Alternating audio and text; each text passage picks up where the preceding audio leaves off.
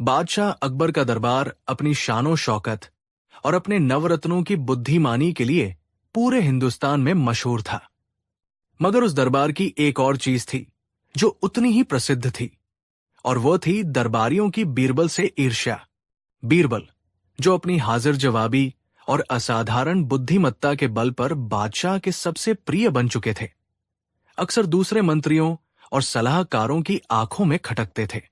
उन्हें लगता था कि बीरबल कोई विद्वान या योद्धा नहीं, बल्कि महज एक मसखरा है जो अपनी मीठी मीठी बातों से बादशाह को बहलाता रहता है। एक शाम जब दरबार खत्म हो चुका था और बादशाह अपने खास महल में आराम फरमा रहे थे, कुछ वरिष्ठ दरबारी दीवान-ए-ताज के अहाते में इकट्ठे हुए। उनके चेहरे पर चिंता और क्रोध का मिलाजुला भाव था। आज फिर बीरबल ने एक पेचीदा मामले को चुटकियों में सुलझाकर बादशाह की वाहवाही लूटी थी। उनमें से एक, जिनका नाम इनायत तान था और जो खुद को बीरबल का सबसे बड़ा प्रतिद्वंद्वी समझते थे, ने अपनी मूंछों पर ताव देते हुए कहा, भाइयों, ये कब तक चलेगा? वो कल का आया हुआ लौंडा हम सबकी सालों की मेहनत पर पानी फेर रहा है। बादशाह उसकी बातों में ऐसे आते हैं जैसे कोई बच्चा कहानियों में खो जाता है। दूसरे दरबारी हकीम पजल ने सहमति में सिर हिलाया। आप दुरुस्त फरमाते हैं थान साहब, उसकी चतुराई नहीं, चापलूसी काम करती है। हमें कुछ ऐसा करना होगा कि बादशाह की आंखों से ये पर्दा हटे। हमें बीरबल को सबके सामने जलील और मूर्ख साबित करना होगा। ये बात सबको जंच गई। वे घंटों तक कानाफूसी करते रहे, तरह तरह की योजनाएं बनाते रहे। वे जानते थे कि बीरबल को सीधे सीधे किसी तर्क वितर्क में हराना नामुमकिन था। उसे फंसाने के लिए जाल ऐसा होना चाहिए था जो तर्क और बुद्धि के परे हो, कुछ ऐसा जो आस्था और विश्वास की दुनिया का हो। आखिरकार एक कुटिल योजना तैयार हुई। अगले दिन दरबार लगा। माहौल गंभीर था। बादशाह अकबर अपने सिंहासन पर विराजमान थे और उनके चेहरे पर रोज की तरह ही एक शांत तेज था। बीरबल अपनी जगह पर हमेशा की तरह मुस्कराते हुए खड़े थे। तभी इनायत तान आगे आए, अदब से झुके और बोले, आलम पनाह, गुस्ताती माफ हो। लेकिन हम सब दरबारियों के मन में एक जिज्ञासा है, एक प्रश्न है जो हमें सोने नहीं दे रहा। अकबर ने अपनी भौहें चढ़ाकर पूछा, ऐसी क्या बात है इनायत तान जो तुम्हारी नींद उड़ाए हुए है? कहो, हम सुनना चाहते हैं। इनायत तान ने एक नजर बीरबल पर डाली, जो ये सब शांत भाव से देख रहे थे। फिर वो बोले, जहांपनाह, हमने बड़े बड़े ज्ञानियों और फकीरों से सुना है कि इस दुनिया में कुछ चीजें ऐसी है जो दैवीय है। हमने सुना है कि हिमालय की कंदराओं में एक ऐसा गुप्त सरोवर है जिसे बुद्धिवर्धक सरोवर कहते हैं। कहते हैं कि उसका पानी पीने से इंसान की बुद्धि कई गुना बढ़ जाती है, उसे दिव्य ज्ञान प्राप्त होता है। यह सुनकर दरबार में एक फुसफुसाहट फैल गई। अकबर ने रुचि दिखाते हुए कहा, दिलचस्प बात है। तो फिर? इनायत खान ने अपनी चाल का अगला पासा फेंका। हुजूर, हमारा मानना है कि आपके दरबार में सबसे बुद्धिमान व्यक्ति बीरबल है। उनकी पहुंच और समझ हम सबसे कहीं ज्यादा है। हम सब दरबारी चाहते हैं कि बीरबल उस सरोवर को खोजें और उसका पवित्र जल हम सब के लिए लाए, ताकि हम सब भी उस दिव्य ज्ञान का एक अंश पा सकें और सल्तनत की और बेहतर सेवा कर सकें। यदि बीरबल ऐसा कर पाते हैं तो ये उनकी बुद्धिमानी का सबसे बड़ा प्रमाण होगा। ये एक शानदार जाल था, एक ऐसा काम जो असंभव था। न तो ऐसा कोई सरोवर था और न ही उसे ढूंढा जा सकता था। अगर बीरबल मना करते तो ये उनकी हार होती और दरबारी ये साबित कर देते कि वो सिर्फ बातें बनाना जानते हैं। और अगर वो हाँ करते तो वो कभी वापस नहीं आ पाते या खाली हाथ लौटते, जिससे उनकी जगहसाई होती। सारे दरबारी मन ही मन मुस्कुरा रहे थे। उन्होंने बीरबल को चारों खाने चित कर दिया था। अकबर ने बीरबल की ओर देखा। उनकी आंखों में एक सवाल था। बीरबल के चेहरे पर अभी भी वही शांत मुस्कान थी। वो समझ गए थे कि ये एक गहरा षड्यंत्र है। वो जानते थे कि उनके मित्र, उनके साथी दरबारी उन्हें नीचा दिखाने के लिए किस हद तक गिर सकते हैं। बीरबल ने बादशाह को झुककर सलाम किया और बोले, जहांपनाह, मेरे साथियों की इच्छा मेरे लिए आदेश है। अगर वे मानते हैं कि मैं ये काम कर सकता हूं, तो मैं उनकी उम्मीदों पर खरा उतरने की पूरी कोशिश करूंगा। दरबारियों के चेहरे खिल उठे। उन्हें अपनी कानों पर विश्वास नहीं हुआ। बीरबल ने चुनौती स्वीकार कर ली थी। बीरबल ने आगे कहा, लेकिन जहांपनाह, ये कोई साधारण काम नहीं है। ये एक दैवीय खोज है। इसके लिए मुझे कुछ समय और कुछ शर्तों की जरूरत होगी। कहो बीरबल, तुम्हें क्या चाहिए? अकबर ने पूछा। मुझे इस पवित्र खोज के लिए 2 महीने का समय चाहिए। इन 2 महीनों में मैं दरबार से अनुपस्थित रहूंगा। और मेरी दूसरी शर्त यह है कि जो दरबारी उस सरोवर का जल पीना चाहते हैं, वे अपना नाम एक सूची में दर्ज कराएं और उस पर अपने दस्तखत करें, क्योंकि ये पवित्र जल केवल उन्हीं के लिए लाया जाएगा जो सच्चे मन से इसकी इच्छा रखते हैं। ये शर्त दरबारियों को बड़ी मामूली लगी। इनायत तान ने फौरन एक कागज मंगवाया और सबसे पहले अपना नाम लिखा। उसके बाद एक एक करके उन सभी दरबारियों ने जो इस षड्यंत्र में शामिल थे अपने नाम उस सूची में लिख दिए। वे सोच रहे थे कि बीरबल अपनी ही कब्र खोद रहा है। सूची तैयार होने के बाद बीरबल ने उसे अदब से लिया, बादशाह को सलाम किया और दरबार से चले गए। अगले दिन से बीरबल दरबार में नहीं दिखे। दिन हफ्तों में बदले और हफ्ता महीने में। दरबारी हर रोज जश्न मनाते। उन्हें यकीन था कि बीरबल या तो डरकर कहीं भाग गया है या फिर वो किसी जंगल में भटक रहा होगा और जल्द ही अपनी हार मानकर लौट आएगा। इस बीच बीरबल भागे नहीं थे। वो शहर के बाहर एक सुनसान इलाके में अपनी योजना को अंजाम दे रहे थे।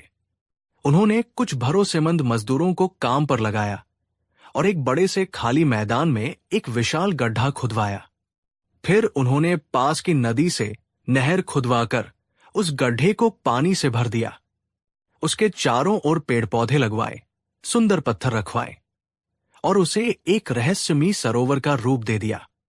बस एक बात थी, उस सरोवर का पानी साफ नहीं था, बल्कि कीचड़ और मिट्टी से भरा हुआ गंदला था। पूरे 2 महीने बीत गए। दरबारियों को अब पूरा यकीन हो गया था कि बीरबल नहीं लौटेगा। इनायत तान तो बादशाह के पास जाकर ये भी कहने लगे थे कि अब बीरबल की जगह किसी और योग्य व्यक्ति को नियुक्त कर देना चाहिए। ठीक 2 महीने पूरे होने के अगले ही दिन, जब दरबार लगा हुआ था, बीरबल वहां पहुंचे। उनके कपड़े यात्रा की धूल से सने थे। चेहरा थका हुआ लग रहा था, लेकिन आंखों में एक अनोखी चमक थी। उन्हें देखकर दरबारियों के तो होश ही उड़ गए। उनके चेहरे का रंग फीका पड़ गया। बीरबल, तुम आ गए। अकबर ने आश्चर्य और खुशी से कहा, क्या तुम अपनी खोज में सफल हुए? बीरबल ने मुस्कुराकर सिर झुकाया। जी जहांपनाह, आपकी दुआओं और अल्लाह के करम से मैंने उस बुद्धिवर्धक सरोवर को खोज निकाला है। मैं उसका जल तो नहीं ला सका, क्योंकि उस सरोवर की देवी ने कहा कि ये जल यात्रा में अपनी शक्ति खो देता है। इसलिए हमें सरोवर तक स्वयं चलकर जाना होगा। दरबार में सनसनी फैल गई। इनायत खान और उनके साथी अविश्वास से एक दूसरे को देखने लगे। क्या सच में ऐसा कोई सरोवर है? बीरबल ने आगे कहा, लेकिन उस सरोवर की एक बहुत ही टास और कड़ी शर्त है। क्या शर्त? बादशाह ने पूछा। बीरबल ने गंभीर चेहरा बनाकर कहा, सरोवर की देवी ने कहा है कि इस सरोवर में केवल वही व्यक्ति डुबकी लगा सकता है जो मन, वचन और कर्म से पूरी तरह शुद्ध हो। यानी जिस व्यक्ति ने अपने जीवन में कभी किसी से ईर्ष्या न की हो, किसी के खिलाफ कोई षड्यंत्र न रचा हो, किसी का बुरा न चाहा हो और जिसका दिल पूरी तरह साफ हो। यदि कोई अपवित्र व्यक्ति उस पानी को छू भी लेगा तो वो दिव्य जल फौरन साधारण कीचड़ में बदल जाएगा और उस व्यक्ति को बुद्धि की जगह जीवन भर के लिए मूर्खता प्राप्त होगी। ये सुनकर दरबारियों के गले सूख गए। ये कैसी शर्त थी? बीरबल ने वो सूची निकाली जिस पर दरबारियों ने दस्तखत किए थे। ये रही उन महानुभावों की सूची जो इस पवित्र जल को ग्रहण करना चाहते हैं। कल सुबह सूरज उगने से पहले हम सब शहर के बाहर उस सरोवर पर चलेंगे। बादशाह सलामत भी हमारे साथ चलेंगे ताकि वो इस चमत्कार के साक्षी बन सके। अब दरबारी बुरी तरह फंस चुके थे। वे पीछे नहीं हट सकते थे, क्योंकि ऐसा करने का मतलब होता ये स्वीकार करना कि वे ईर्ष्यालु और षड्यंत्रकारी हैं, और अगर वे आगे बढ़ते तो उनकी पोल खुलने का डर था। उन्हें लगा कि शायद बीरबल झूठ बोल रहा है, लेकिन अब उनके पास कोई चारा नहीं था। अगली सुबह पौ फटने से पहले बादशाह अकबर, बीरबल और सूची में शामिल सभी दरबारी शहर के बाहर उस नवनिर्मित सरोवर के पास पहुंचे। हल्की धुंध और शांत वातावरण ने जगह को और भी रहस्यमयी बना दिया था। बीरबल सरोवर के किनारे खड़े हो गए और बोले, तो देवियों और सज्जनों, ये है बुद्धिवर्धक सरोवर। अब आप में से कौन है वो पहला शुद्ध हृदय व्यक्ति जो इसमें डुबकी लगाकर अपने ज्ञान को बढ़ाना चाहेगा? सब चुप हो गए। कोई भी पहला कदम उठाने की हिम्मत नहीं कर पा रहा था। सबकी नजरें इनायत खान पर थी, क्योंकि इस योजना के मुखिया वही थे। इनायत खान का चेहरा पीला पड़ चुका था। वो मन ही मन बीरबल को कोस रहे थे, लेकिन बादशाह के सामने अपनी इज्जत बचाने के लिए उन्हें कुछ तो करना ही था। उन्होंने सोचा, ये बीरबल की कोई चाल है। यहां कोई दिव्य जल नहीं, बस सादा पानी है। मैं डुबकी लगा लेता हूं, कुछ नहीं होगा। बाद में कह दूंगा कि मुझे दिव्य ज्ञान का अनुभव हो रहा है।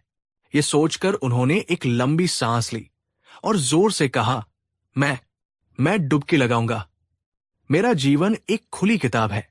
मैंने आज तक किसी का बुरा नहीं चाहा। ये कहकर वो कपड़े उतारकर सरोवर की ओर बढ़े। जैसे ही उन्होंने पानी में पहला कदम रखा, उनके पैर घुटनों तक कीचड़ में धंस गए।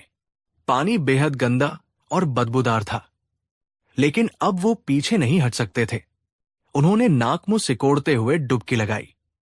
जब वो बाहर निकले तो उनका पूरा शरीर काले चिपचिपे कीचड़ से सना हुआ था। बालों से गंदा पानी टपक रहा था और वो किसी दैत्य की तरह दिख रहे थे। अकबर ने बड़ी मुश्किल से अपनी हंसी रोकी और पूछा, क्यों इनायत खान, कैसा महसूस हो रहा है? बुद्धि में कुछ बढ़ोतरी हुई? इनायत खान कांपती आवाज में बोले, जी जहांपनाह, अद्भुत। मुझे ब्रह्मांड के रहस्य नजर आ रहे हैं। वो और झूठ बोलते इससे पहले कीचड़ का एक टुकड़ा उनके मुंह में चला गया और वो खांसने लगे। अब दूसरे दरबारियों की बारी थी। वे सब समझ चुके थे कि ये एक जाल है, लेकिन अब कोई चारा नहीं था। एक एक करके हर दरबारी को उस गंदे कीचड़ भरे सरोवर में डुबकी लगानी पड़ी। हर कोई बाहर निकलता तो कीचड़ में लिथड़ा होता और झूठा दम भरता कि उसे ज्ञान प्राप्त हो गया है। दृश्य बड़ा ही हास्यास्पद था। सल्तनत के बड़े बड़े मंत्री और सलाहकार कीचड़ में सने बंदरों की तरह लग रहे थे। जब सूची का आखिरी नाम भी पुकार लिया गया तो बादशाह अकबर से रहा नहीं गया। वो जोर जोर से हंसने लगे। उनका अट्टहास पूरी घाटी में गूंज गया। उन्हें हंसता देख बीरबल भी मुस्कुरा दिए। अकबर ने दरबारियों की ओर देखते हुए कहा, वाह, आज मेरे दरबार में ज्ञान की गंगा बह रही है। मेरे सभी दरबारी इतने ज्ञानी हो गए हैं कि उनकी सूरत ही बदल गई है। अब दरबारियों को समझते देर न लगी कि उनके साथ क्या हुआ है। उनके चेहरे शर्म से लाल हो गए। वे नजरें झुकाए खड़े थे। तभी बीरबल आगे आए और बोले, जहांपनाह, इस दुनिया में बुद्धि बढ़ाने वाला कोई जादुई सरोवर नहीं होता। बुद्धि और ज्ञान शुद्ध मन, अच्छी नीयत और सीखने की ललक से आते हैं, न कि किसी से ईर्ष्या करने या किसी को नीचा दिखाने से। मेरे इन साथियों ने मेरे लिए एक जाल बुना था। मैंने बस उसी जाल में उन्हें उनकी अपनी सच्चाई का आईना दिखा दिया। बीरबल ने आगे कहा, यह सरोवर बुद्धिवर्धक नहीं, बल्कि अहंकार नाशक सरोवर है। इसने यह साबित कर दिया कि जब इंसान ईर्ष्या और घमंड में अंधा हो जाता है तो वो खुद ही अपनी मूर्खता के कीचड़ में डुबकी लगा लेता है। ये सुनकर सभी दरबारियों का सिर शर्म से और झुक गया। वे कीचड़ में सने हुए थे। अपमानित महसूस कर रहे थे।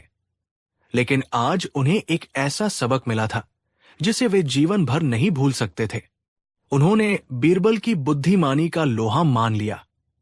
बादशाह अकबर ने बीरबल की पीठ थपथपाई और कहा, शाबाश बीरबल, तुमने एक बार फिर साबित कर दिया कि सच्ची बुद्धिमानी तलवार से नहीं, दिमाग से चलती है।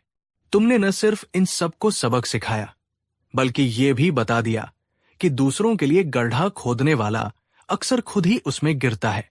उस दिन के बाद दरबारियों ने फिर कभी बीरबल से उलझने की हिम्मत नहीं की। वे समझ गए थे कि बीरबल को मूर्ख बनाने की कोशिश करने का मतलब खुद सबसे बड़ा मूर्ख बनना है। कहानी 2। एक सुबह अकबर अपने शानदार सिंहासन पर बैठे थे। दरबारियों की कतारें लगी हुई थी। हर कोई सोच रहा था कि आज फिर कोई अजीब सा सवाल या नई परीक्षा सामने आने वाली है। अकबर के चेहरे पर हल्की सी मुस्कान थी, लेकिन उनकी आंखों में कुछ खोजने की चाह दिख रही थी। उन्होंने अचानक दरबार को शांत कराते हुए कहा, आज मैं आप सब से एक सवाल पूछना चाहता हूं। सभी दरबारी एक दूसरे की तरफ देखने लगे।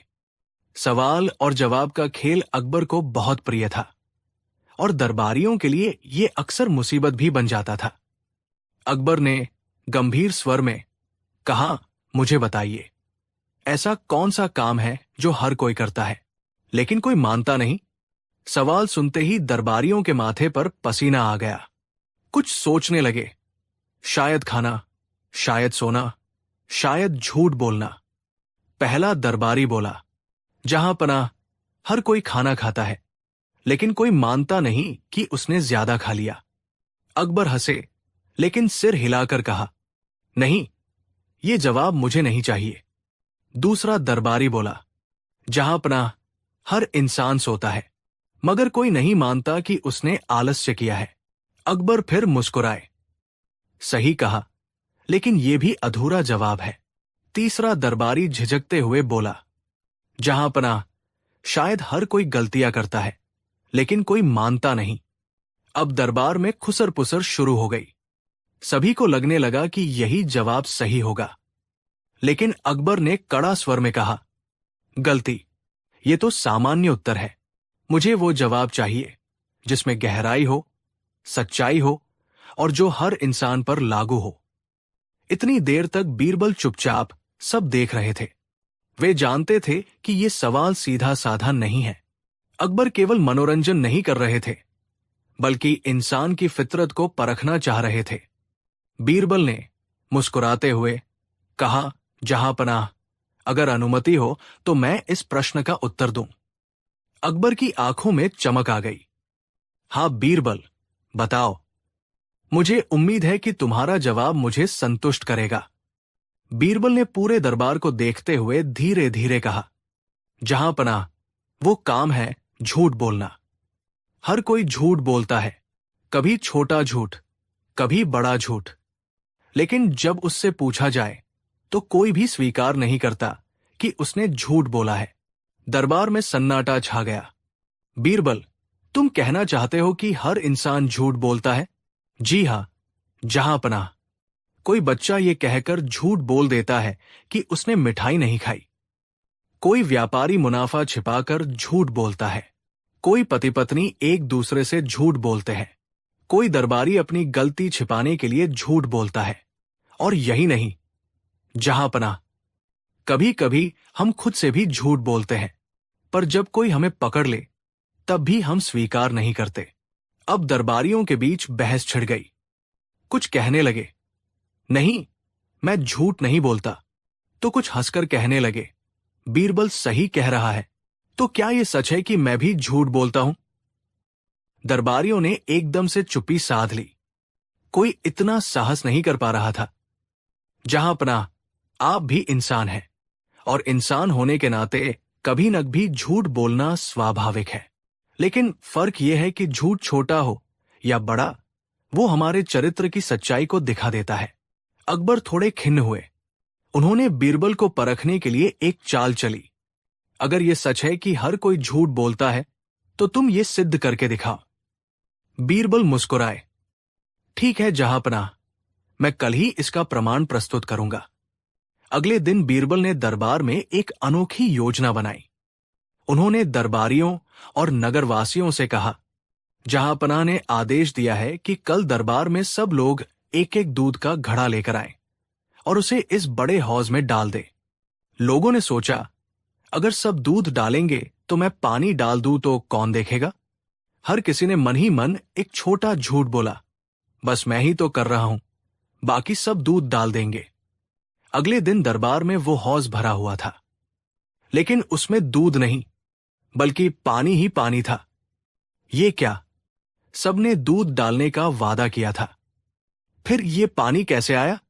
जहांपनाह, यही मेरा प्रमाण है। हर किसी ने अपने आप से झूठ बोला। किसी ने सोचा, अगर मैं पानी डाल दूं तो फर्क नहीं पड़ेगा। लेकिन जब सबने यही झूठ बोला तो नतीजा आपके सामने है। पूरा दरबार चुप हो गया। किसी के पास कोई तर्क नहीं था। बीरबल, तुमने फिर सिद्ध कर दिया कि तुम्हारी बुद्धि अद्भुत है। वास्तव में झूठ वह काम है जो हर कोई करता है, लेकिन कोई मानता नहीं। दोस्तों, इस कहानी से हमें यही सीख मिलती है। हम सब कभी न कभी झूठ बोलते हैं, कभी किसी और से, कभी अपने आप से। लेकिन सच्चाई यह है कि झूठ छिपता नहीं, उसका असर जरूर दिखाई देता है। तो क्यों ना हम सच बोलने की आदत डालें? क्योंकि सच बोलने से हमें डरना नहीं पड़ता। अब मैं आपसे एक सवाल पूछता हूं, आपके हिसाब से क्या झूठ बोलना कभी सही हो सकता है? जैसे किसी की जान बचाने के लिए या किसी को दुख से बचाने के लिए? मुझे कमेंट में जरूर बताइए। कहानी 3। शहंशाह जलालुद्दीन मोहम्मद अकबर मुतलिया सल्तनत के वो आला मथाम शासक थे जिनका रुतबा दुनिया भर में माना जाता था। उनकी सल्तनत दूर दूर तक फैली थी, खजाने भरे हुए थे और उनके एक इशारे पर लाखों की फौज जान देने को तैयार रहती थी। अकबर एक दूरदर्शी, न्यायप्रिय और कला प्रेमी बादशाह थे, लेकिन इन सब गंभीर गुणों के बीच उनके अंदर एक बच्चा भी छुपा था जो कभी कभी ऐसी अजीबोगरीब ख्वाहिशें कर बैठता था कि पूरा दरबार चक्कर में पड़ जाता था। ये उन दिनों की बात है जब मौसम बेहद सुहाना था। हल्की हल्की पुरवाई चल रही थी और आसमान में रुई के गोलों जैसे बादल तैर रहे थे। अकबर अपने शाही बाग आरामगाह में टहल रहे थे। उनके साथ उनके सबसे भरोसेमंद और हाजिर जवाब सलाहकार बीरबल भी थे। चारों तरफ खुशबूदार फूलों की महक थी, पव्वारे संगीत बिखेर रहे थे और पक्षियों का कलरव मन को मोह रहा था। ऐसे खुशनुमा माहौल में बादशाह का मन भी बच्चों की तरह चंचल हो उठा। वो अचानक रुक गए, आसमान की ओर देखा और एक गहरी सांस लेकर बोले, बीरबल, आज हमारा मन कुछ तूफानी करने का कर रहा है। बीरबल ने मुस्कुराकर कहा, जरूर जहांपनाह, हुक्म कीजिए।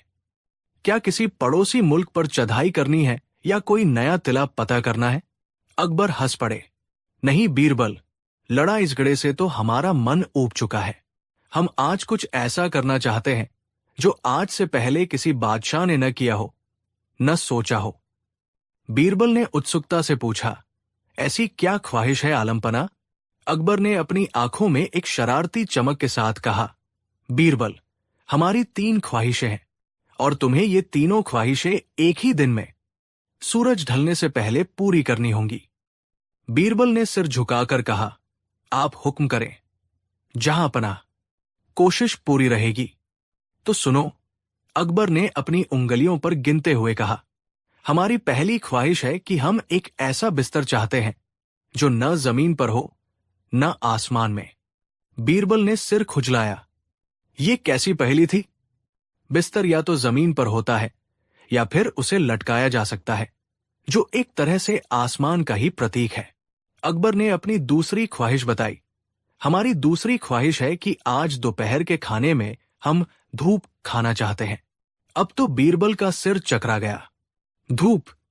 कोई धूप कैसे खा सकता है? यह तो सरासर नामुमकिन बात थी। अकबर अपनी तीसरी और आखिरी ख्वाहिश पर आए, जो सबसे ज्यादा अजीब थी। और हमारी तीसरी ख्वाहिश है बीरबल कि आज शाम हम पूरे आगरा शहर को एक ही बर्तन में देखना चाहते हैं। बीरबल एक पल के लिए सन्न रह गए। न जमीन पर न आसमान में बिस्तर, खाने में धूप और एक बर्तन में पूरा आगरा। ये किसी बादशाह की ख्वाहिशें थी या किसी संकी जादूगर की पहेलियां? अकबर ने बीरबल के चेहरे पर हवाइयां उड़ते देखकर मजे लिए। क्यों बीरबल, क्या हुआ? क्या तुम्हारे चतुर दिमाग ने भी आज जवाब दे दिया? अगर तुम हमारी ये 3 ख्वाहिशें पूरी नहीं कर पाए तो मान लेना कि तुम जैसा कहते हो उतने बुद्धिमान नहीं हो। दरबार के दूसरे मंत्री और दरबारी जो दूर से ये नजारा देख रहे थे, मन ही मन बड़े न्युश हुए। उन्हें लगा कि आज तो बीरबल बुरी तरह फंसे हैं। ये एक ऐसा जाल था जिससे निकलना नामुमकिन था। लेकिन बीरबल के चेहरे पर चिंता की लकीरें जल्द ही एक रहस्यमयी मुस्कान में बदल गई। उन्होंने बादशाह को अदब से सलाम किया और कहा, आलम पनाह, आपकी हर ख्वाहिश सर आंखों पर। बस मुझे कुछ घंटों की मोहलत और कुछ इंतजाम करने की इजाजत दीजिए। वादा रहा, सूरज ढलने से पहले आपकी तीनों ख्वाहिशें पूरी होंगी। अकबर को अपनी कानों पर यकीन नहीं हुआ। बीरबल ने चुनौती स्वीकार कर ली थी। उन्होंने कहा, ठीक है बीरबल, जाओ और अपना कमाल दिखाओ, हमें इंतजार रहेगा। बीरबल वहां से सीधे अपने घर गए और अपनी योजना पर काम करना शुरू कर दिया। सबसे पहले उन्होंने पहली ख्वाहिश को पूरा करने का बीड़ा उठाया। उन्होंने कुछ मजबूत बढ़ियों को बुलाया और उन्हें एक बड़ी सी मजबूत चारपाई बनाने का हुक्म दिया। लेकिन ये कोई आम चारपाई नहीं थी। बीरबल ने उन्हें कुछ खास निर्देश दिए। फिर वो शहर के सबसे ऊंचे और मजबूत पेड़ की तलाश में निकल पड़े, जो शाही बाग के पास ही था। दोपहर होने को आई। अकबर अपने दीवान इतास में बेचैनी से इंतजार कर रहे थे। उन्हें पूरा यकीन था कि बीरबल पहली ख्वाहिश ही पूरी नहीं कर पाएंगे। तभी एक सेवक ने आकर नबर दी कि बीरबल ने बादशाह को बाग में बुलाया है। अकबर बाग में पहुंचे तो देखा कि एक ऊंचे और घने बरगद के पेड़ की 2 मोटी डालों के बीच एक शानदार चारपाई लटक रही थी। वो इतनी मजबूती से बंधी थी कि उस पर आराम से सोया जा सकता था। बीरबल ने आगे बढ़कर कहा, जहां पनाह, आपकी पहली ख्वाहिश पूरी हो गई है। ये रहा आपका बिस्तर। अकबर ने भौहें सिकोड़कर कहा, लेकिन बीरबल, ये तो हवा में लटक रहा है, यानी एक तरह से आसमान में ही हुआ। हमने तो ऐसा बिस्तर मांगा था जो न जमीन पर हो न आसमान में। बीरबल मुस्कुराए, गुस्ताखी माप जहांपना, लेकिन जरा धौर से देखिए। ये बिस्तर जमीन से तो कई फुट ऊपर है, इसलिए ये जमीन पर नहीं है, और आसमान तो मीलों ऊपर है। ये बिस्तर तो बस पेड़ की डालों से बंधा है, तो ये आसमान में भी नहीं है। ये तो ठीक बीच में है, न जमीन पर न आसमान में। अकबर बीरबल के तर्क के आगे निरुत्तर हो गए। बात तो बिल्कुल सही थी। उन्होंने एक ऐसी पहेली बुझी थी जिसका शाब्दिक अर्थ निकालना नामुमकिन था, लेकिन बीरबल ने अपनी चतुराई से उसका एक व्यावहारिक और सटीक हल निकाल लिया था। अकबर उस चारपाई पर बैठे उसे मजबूत पाया और मन ही मन बीरबल की दाद दिए बिना न रह सके। ठीक है बीरबल, हम मानते हैं, पहली ख्वाहिश तो तुमने बड़ी चतुराई से पूरी कर दी, लेकिन अब दोपहर हो चुकी है और हमें जोरों की भूख लगी है। लाओ हमारी दूसरी ख्वाहिश पूरी करो। हमें धूप खानी है। दरबारियों को लगा कि अब बीरबल जरूर पकड़े जाएंगे। बीरबल ने कहा, आलम पनाह, खाना बिल्कुल तैयार है, बस आप मेरे साथ रसोई घर तक चलने की जहमत करें। अकबर और सारे दरबारी बीरबल के पीछे पीछे शाही रसोई घर में पहुंचे। वहां तरह तरह के लजीज पकवानों की खुशबू फैली हुई थी, लेकिन अकबर की नजरें तो धूप को ढूंढ रही थी। बीरबल उन्हें रसोई के एक खास हिस्से में ले गए, जहां एक बड़ी सी लोहे की जाली पर पापड़ सेके जा रहे थे। बीरबल ने एक गर्मागर्म, कस्ता और कुरकुरा पापड़ उठाया और उसे एक शाही तश्तरी में रखकर अकबर के सामने पेश किया। लीजिए जहांपनाह, धूप हाजिर है। अकबर हैरान रह गए। ये क्या मजाक है बीरबल, ये तो पापड़ है, हमने तुमसे धूप मांगी थी। बीरबल ने सिर झुकाकर कहा, आलम पनाह, हमारी भाषा में पापड़ को धूप में सुखाकर ही बनाया जाता है। इसे बनाने की पूरी प्रक्रिया धूप पर ही निर्भर करती है। इसीलिए कई जगहों पर इसे मजाक में धूप अभी कहते हैं। ये धूप का ही एक स्वादिष्ट और खाने योग्य रूप है। आपने खाने के लिए धूप मांगी थी। ये रही वो धूप जिसे खाया जा सकता है। ये सुनकर अकबर ठहाका मारकर हंस पड़े। बीरबल ने एक बार फिर अपनी वाकपटुता और हाजिर जवाबी से एक नामुमकिन लगने वाली ख्वाहिश को मजेदार तरीके से पूरा कर दिया था। उन्होंने वो पापड़ खाया जो वाकई बड़ा स्वादिष्ट था। वाह बीरबल, वाह! मान गए तुम्हारी अक्ल को। तुमने हमारी दूसरी ख्वाहिश भी पूरी कर दी। लेकिन अब शाम होने वाली है और हमारी सबसे मुश्किल ख्वाहिश अभी बाकी है। हमें पूरा आगरा शहर एक ही बर्तन में देखना है। इसके लिए तुम क्या करोगे? क्या पूरे शहर को उठाकर किसी घड़े में डाल दोगे? अकबर ने मजाक उड़ाते हुए कहा। दरबारी भी आपस में कानाफूसी करने लगे। ये तो हो ही नहीं सकता। बीरबल अब जरूर हार मानेंगे। बीरबल ने शांत भाव से कहा, जहां पनाह, इसका भी इंतजाम हो गया है। बस आप शाम को महल की सबसे ऊंची छत पर तशरीफ लाएं। सूरज ढलने लगा और आसमान में सिंदूरी रंग बिखर गया। अकबर और उनके सारे दरबारी महल की छत पर जमा हो गए। वहां बीचों बीच एक बड़ा सा चौड़े मुंह वाला पीतल का परात रखा हुआ था जो पानी से लबालब भरा था। अकबर ने पूछा, ये क्या है बीरबल? क्या तुम इस पानी में पूरा आगरा दिखाने वाले हो?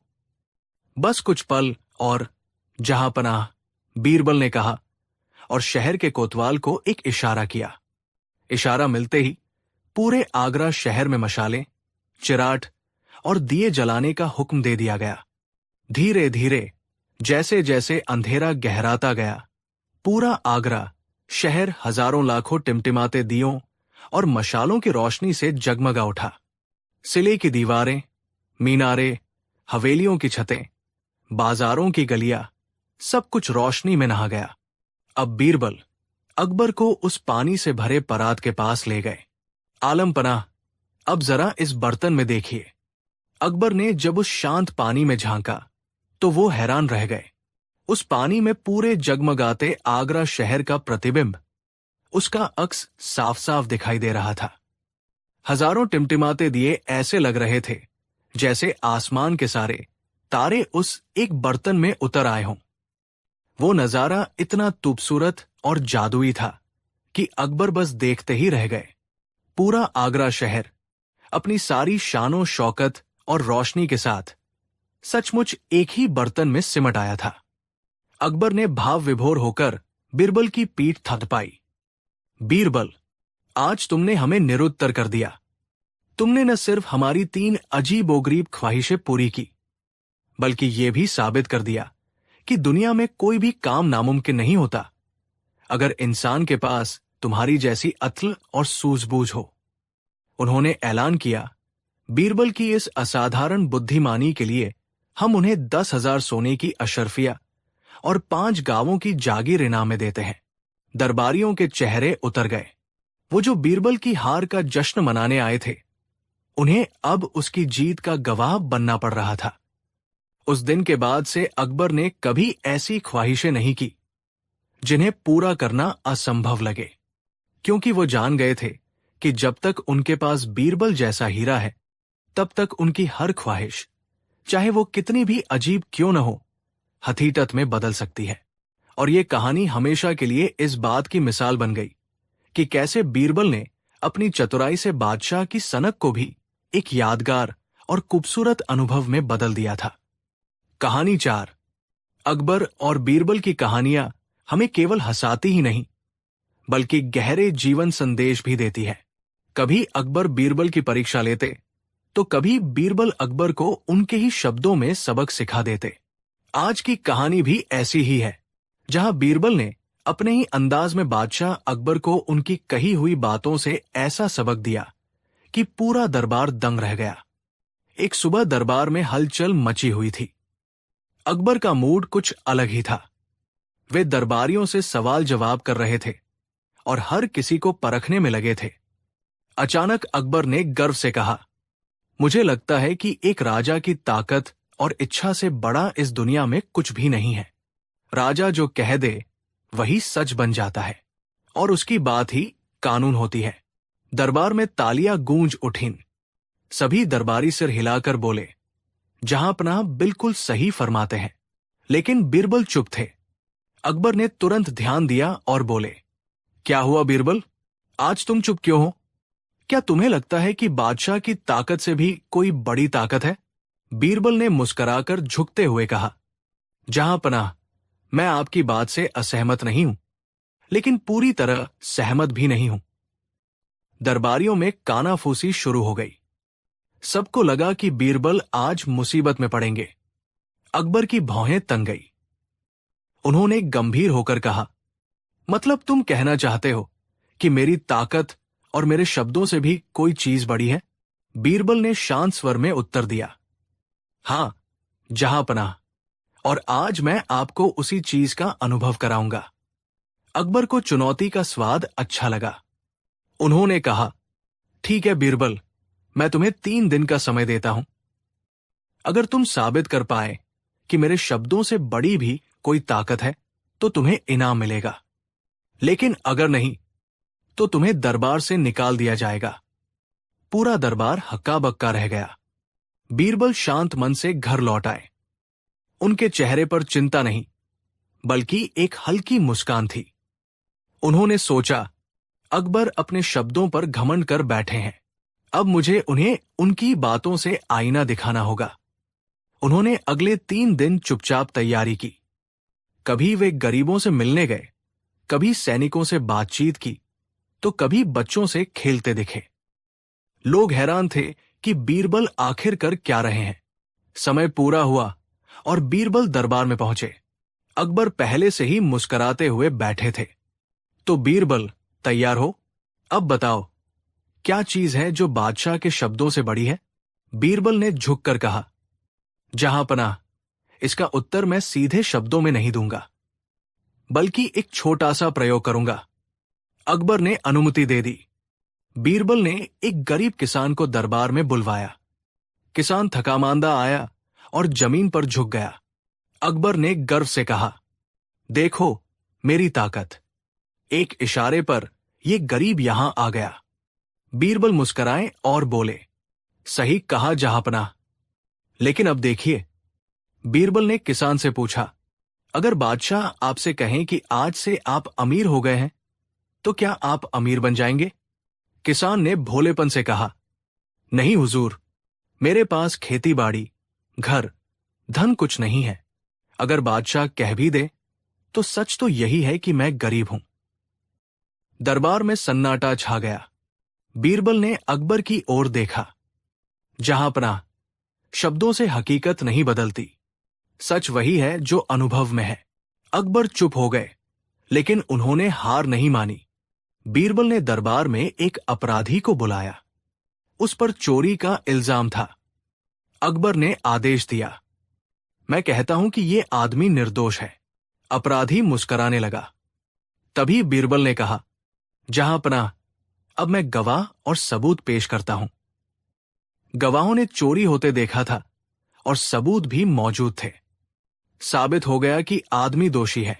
बीरबल ने कहा, जहांपनाह, आपने कह दिया कि यह निर्दोष है, लेकिन सच्चाई तो यही है कि यह चोर है। आपके शब्द सच्चाई को बदल नहीं पाए। अकबर थोड़ा असहज हो गए। दरबारी समझ रहे थे कि बीरबल धीरे धीरे बादशाह को आईना दिखा रहे हैं। अब बीरबल ने सीधा अकबर की ओर देखा और कहा, जहांपनाह, अब आखिरी सवाल आपसे। मान लीजिए मैं कह दूं कि आप बादशाह नहीं हैं, बल्कि मेरे सेवक हैं।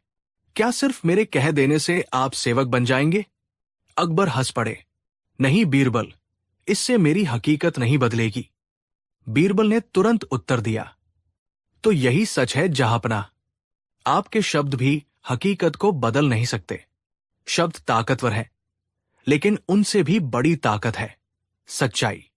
अकबर कुछ देर तक चुप बैठे रहे। उनके चेहरे पर गुस्सा नहीं था, बल्कि एक गहरी सोच थी। आखिरकार उन्होंने कहा, बीरबल, तुमने सही कहा। मैं अपने शब्दों पर इतना गर्व करने लगा था कि ये भूल गया कि हकीकत और सच्चाई सबसे ऊपर होती है। तुमने मुझे मेरी ही बातों में फंसाकर ये सबक सिखाया। पूरा दरबार तालियों से गूंज उठा। अकबर ने बीरबल को इनाम देते हुए कहा, आज तुमने मुझे सबसे बड़ा सबक दिया है। राजा के शब्द कानून हो सकते हैं, लेकिन सच्चाई ही सबसे बड़ा कानून है। तो दोस्तों, ये थी कहानी जब बीरबल ने अकबर को ही सबक सिखा दिया, अपने ही शब्दों से। अब सवाल आपसे, आपके हिसाब से इस दुनिया में सबसे बड़ी ताकत क्या है? राजा का आदेश, इंसान के शब्द या सच्चाई? अपना जवाब कमेंट में जरूर लिखें। अगर कहानी पसंद आई हो तो लाइक, शेयर और सब्सक्राइब करना न भूलें। कहानी 5। आगरा शहर की चहल पहल से दूर एक शांत और हरी भरी गली में 2 पड़ोसियों के घर अगल बगल बसे थे। एक घर था रहीम चाचा का, जो एक उम्रदराज, शांत और सुलझे हुए इंसान थे। वो मुतलिया सल्तनत के लिए शाही बातों की देखरेख किया करते थे और पेड़ पौधों से उनका रिश्ता इंसानों से ज्यादा गहरा था। उनका आंगन तरह तरह के फूलों और फलों के पेड़ों से महकता रहता था। उन्हीं के बगल में दूसरा घर था पंडित दीनानाथ का, जो एक कर्मकांडी ब्राह्मण थे और अपनी धार्मिकता और उसूलों के बड़े पक्के थे। पंडित जी थोड़े तुनक मिजाज और जिद्दी स्वभाव के थे। सालों से दोनों पड़ोसी बड़े अमन और भाईचारे से रहते आए थे। ईद पर रहीम चाचा के घर से सिवैयों की खुशबू पंडित जी के घर तक पहुंचती, तो दिवाली पर पंडित जी के घर के दिए रहीम चाचा के आंगन को भी रोशन करते। उनके बच्चों की दोस्ती भी गहरी थी। लेकिन वक्त के साथ बच्चे बड़े होकर अपने अपने कामों में लग गए और अब घरों में सिर्फ ये 2 बुजुर्ग ही रह गए थे। विवाद की जड़ बना एक आम का पेड़। ये पेड़ रहीम चाचा के आंगन में लगा था, लेकिन उसकी एक मोटी और फलदार शाख पंडित दीनानाथ के आंगन की ओर इतनी झुक गई थी कि गर्मियों में आधे से ज्यादा फल पंडित जी के आंगन में ही गिरते थे। सालों तक ये कोई मसला नहीं था। पंडित जी गिरे हुए आमों को इकट्ठा करके खुद भी खाते और कुछ रहीम चाचा को भी भिजवा देते। ये एक अलिखित समझौता था जो आपसी प्रेम और सम्मान पर टिका था। लेकिन उस साल गर्मी कुछ ज्यादा ही थी और आमों की फसल भी बम्पर हुई थी। पंडित दीनानाथ के मन में लालच के बीज ने अंकुर फोड़ना शुरू कर दिया। उनके एक दूर के रिश्तेदार ने, जो बड़ा ही कुटिल और झगड़ालू किस्म का आदमी था, उनके कान भर दिए। पंडित जी, आप भी बड़े भोले हैं। पेड़ की जिस डाली का फल आपके आंगन में गिरता है, उस पर ठानुनन आपका हक है। रहीम मियां तो मुफ्त में आपके हिस्से के आमों पर भी कब्जा जमाए बैठे हैं। ये बात पंडित जी के दिमाग में घर कर गई। उनकी नीयत में खोट आ गया। एक दिन सुबह सुबह जब रहीम चाचा अपने बात में पानी दे रहे थे, पंडित दीनानाथ अकड़कर उनके पास आए और बोले, रहीम मियां, इस साल से हमारी तरफ वाली डाली के सारे आम हमारे होंगे। तुम उन पर नजर भी मत डालना। रहीम चाचा ने हैरानी से उनकी तरफ देखा। पंडित जी, ये आप क्या कह रहे हैं? पेड़ मेरा है, जड़ें मेरे आंगन में हैं। हाँ, फल आपके आंगन में गिरते हैं तो आप भी खाते हैं और मैं भी। इसमें हथ और ठानून की बात कहां से आ गई? थानून की बात है। पंडित जी ने रौब से कहा, जो डाली मेरे घर की सीमा में है वो मेरी है। बस मैंने कह दिया सो कह दिया। बात बढ़ गई। रहीम चाचा ने समझाने की बहुत कोशिश की, सालों पुराने रिश्ते का वास्ता दिया, लेकिन पंडित जी टस से मस नहीं हुए। उनकी जिद ने सालों की दोस्ती में एक मोटी दीवार खड़ी कर दी। अब दोनों एक दूसरे को देखकर मुंह फेर लेते। वो आम का पेड़ जो कभी उनकी दोस्ती का प्रतीक था, अब उनकी दुश्मनी की वजह बन चुका था। मामला मोहल्ले की पंचायत तक पहुंचा। पंचायत ने भी दोनों को समझाने की कोशिश की, लेकिन पंडित दीनानाथ किसी की सुनने को तैयार नहीं थे। उन्होंने ऐलान कर दिया कि अगर रहीम चाचा ने उनकी बात नहीं मानी तो वो उस डाली को ही कटवा देंगे। ये सुनकर रहीम चाचा का दिल बैठ गया। वो उस पेड़ को अपने बेटे की तरह प्यार करते थे। उन्होंने कहा, पंडित जी, डाली काटने से तो पेड़ का संतुलन बिगड़ जाएगा। ये पेड़ के लिए अच्छा नहीं होगा। तो फिर मेरी शर्त मान लो, पंडित जी ने अकड़कर कहा।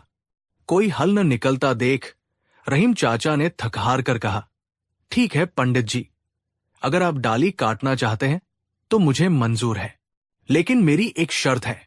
क्या शर्त? पंडित जी ने उत्सुकता से पूछा। डाली आप खुद नहीं काटेंगे, रहीम चाचा ने शांत भाव से कहा। इस काम के लिए आपको शाही लकड़हारों को बुलाना होगा और जो भी तरचाएगा वो आपको देना होगा। पंडित जी को लगा कि रहीम चाचा हार मान गए हैं। उन्होंने फौरन ये शर्त मान ली। वो नहीं जानते थे कि रहीम चाचा ने ये चाल क्यों चली है। मामला अब गली मोहल्ले से निकलकर सल्तनत के गलियारों तक पहुंच गया था। चूंकि पेड़ की डाली काटने के लिए शाही लकड़हारों को बुलाना था, तो इसकी इजाजत के लिए अर्जी बादशाह अकबर के दरबार में पेश की गई। जब ये अनोखा मामला दरबार में पहुंचा तो सभी दरबारी हैरान रह गए। एक आम की डाली के लिए दो पुराने दोस्त दुश्मन बन गए थे। ये बात सबको बड़ी अजीब लगी। अकबर ने पूरी अर्जी पढ़ी और फिर अपने नवरत्नों की ओर देखा। आप लोगों की इस बारे में क्या राय है? थानून क्या कहता है? दरबार के थाजी ने थानून की किताबें पलटते हुए कहा, आलम पनाह, थानून के हिसाब से पेड़ जिसका है, फल भी उसी के होते हैं। लेकिन अगर पेड़ की डाली किसी दूसरे की मिल्कियत में चली जाए तो उस जमीन का मालिक उस डाली को हटाने की मांग कर सकता है। तो इसका मतलब पंडित दीनानाथ अपनी जगह सही है? अकबर ने पूछा। एक तरह से जी जहांपनाह, थाजी ने सिर झुकाकर कहा। लेकिन अकबर को यह फैसला अधूरा और अन्यायपूर्ण लग रहा था। उन्होंने महसूस किया कि यह सिर्फ थानून का नहीं, बल्कि इंसानियत और रिश्तों का भी मामला है। उनकी नजरें बीरबल को ढूंढ रही थी, जो हमेशा की तरह शांति से सब कुछ सुन रहे थे। बीरबल, तुम इस मसले पर खामोश क्यों हो? तुम्हारे दिमाग में क्या चल रहा है? बीरबल ने आगे आकर बादशाह को सलाम किया। जहांपनाह, थाजी साहब ने थानून की बात की, लेकिन थानून हमेशा दिलों को नहीं जोड़ सकता। यह मामला एक पेड़ की डाली का नहीं, बल्कि दो पड़ोसियों के टूटे हुए विश्वास का है। अगर इजाजत हो तो मैं इस मामले को अपने तरीके से सुलझाना चाहूंगा। अकबर जानते थे कि बीरबल का तरीका हमेशा सबसे अनूठा होता है। उन्होंने मुस्कुराकर इजाजत दे दी। ठीक है बीरबल, ये मामला अब तुम्हारे हवाले, लेकिन याद रहे, फैसला ऐसा होना चाहिए जिससे सांप भी मर जाए और लाठी भी न टूटे। बीरबल ने सबसे पहले रहीम चाचा और पंडित दीनानाथ दोनों को दरबार में बुलवाया। पंडित दीनानाथ बड़े आत्मविश्वास से भरे हुए थे। उन्हें लगा कि छानून उनके साथ है और फैसला उन्हीं के हाथ में होगा। वही रहीम चाचा का चेहरा उदास था, जैसे वो अपनी सबसे प्यारी चीज खोने जा रहे हों। बीरबल ने दोनों को देखा और फिर पंडित दीनानाथ से पूछा, पंडित जी, क्या ये सच है कि आप रहीम चाचा के आंगन में लगे आम के पेड़ की वो डाली कटवाना चाहते हैं जो आपके आंगन की तरफ झुकी हुई है? जी हां, बिल्कुल, पंडित जी ने दृढ़ता से कहा। वो डाली मेरे घर में अनाधिकृत रूप से घुस आई है। मुझे उससे परेशानी होती है। परेशानी? बीरबल ने हैरानी से पूछा। कैसी परेशानी? जहां तक मुझे पता है, वो डाली तो आपको मीठे मीठे आम देती है। वह उससे मेरे आंगन में गंदगी होती है, पत्ते गिरते हैं। पंडित जी ने बहाना बनाया। और ये मेरे हज का मामला है। बीरबल मुस्कुराए। ठीक है, हम आपके हज का पूरा सम्मान करते हैं। थानून आपको अपनी सीमा में आई हुई डाली को काटने की इजाजत देता है। यह सुनकर पंडित जी का चेहरा खिल गया। उन्होंने विजय भाव से रहीम चाचा की ओर देखा, लेकिन बीरबल ने अपनी बात आगे बढ़ाई। हां, तो थानून के अनुसार डाली तो आपकी हो गई, लेकिन एक छोटी सी बात और है। क्या बात? पंडित जी ने बेचैनी से पूछा। बीरबल ने बड़े शांत भाव से कहा, पंडित जी, डाली तो आपकी है, लेकिन उस डाली को सींचने वाला पानी कहां से आता है?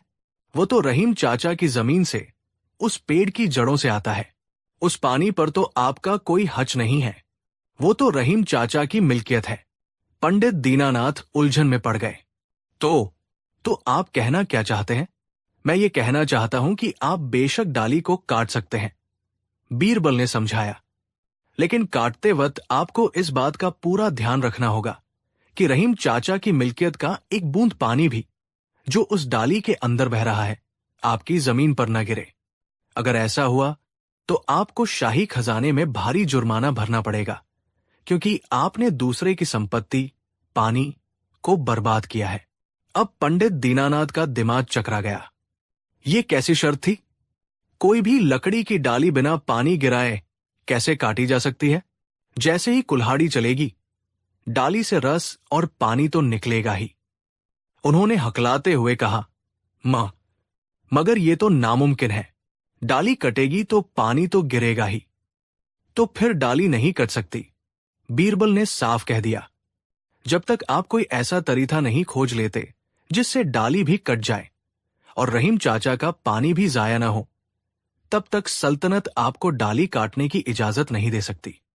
पंडित दीनानाथ का चेहरा देखने लायक था। उनकी सारी अकड़ हवा हो गई थी। वो समझ गए थे कि बीरबल ने उन्हें उन्हीं के बुने जाल में फंसा दिया है। वो निरुत्तर होकर अपनी जगह पर खड़े रह गए। पूरा दरबार बीरबल की इस अद्भुत सूझबूझ पर वाह वाह कर उठा। बादशाह अकबर अपनी हंसी नहीं रोक पा रहे थे, लेकिन बीरबल का काम अभी तत्म नहीं हुआ था।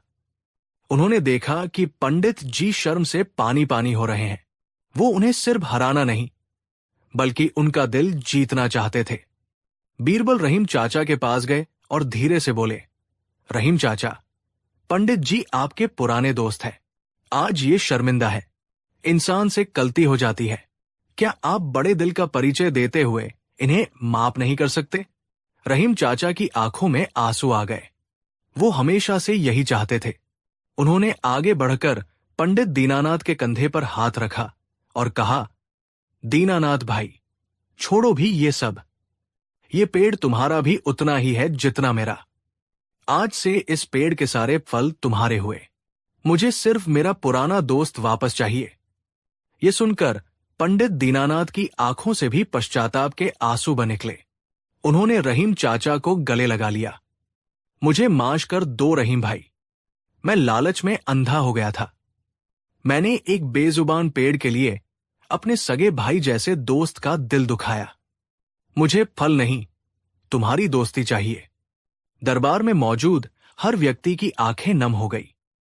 दो बिछड़े हुए दोस्त फिर से एक हो गए थे। वो आम का पेड़ जो उनकी दुश्मनी का कारण बना था, अब उनके पुनर्मिलन का गवाह बन गया। बादशाह अकबर ने अपनी जगह से उठकर कहा, बीरबल, आज तुमने सिर्फ एक डाली नहीं बचाई, तुमने एक रिश्ते को टूटने से बचाया है। तुमने ये साबित कर दिया है कि सबसे बड़ा ठानून इंसानियत का थानून है, और सबसे बड़ा फैसला वह है जो दिलों को जोड़े, तोड़े नहीं। उन्होंने ऐलान किया, आज से ये आम का पेड़ शाही दोस्ती का पेड़ कहलाएगा, और इसके फल दोनों पड़ोसी मिलकर बांटेंगे। और सल्तनत की तरफ से हर साल इन दोनों दोस्तों के घर ईद और दिवाली पर शाही उपहार भेजे जाएंगे, ताकि इनकी दोस्ती की मिसाल हमेशा कायम रहे।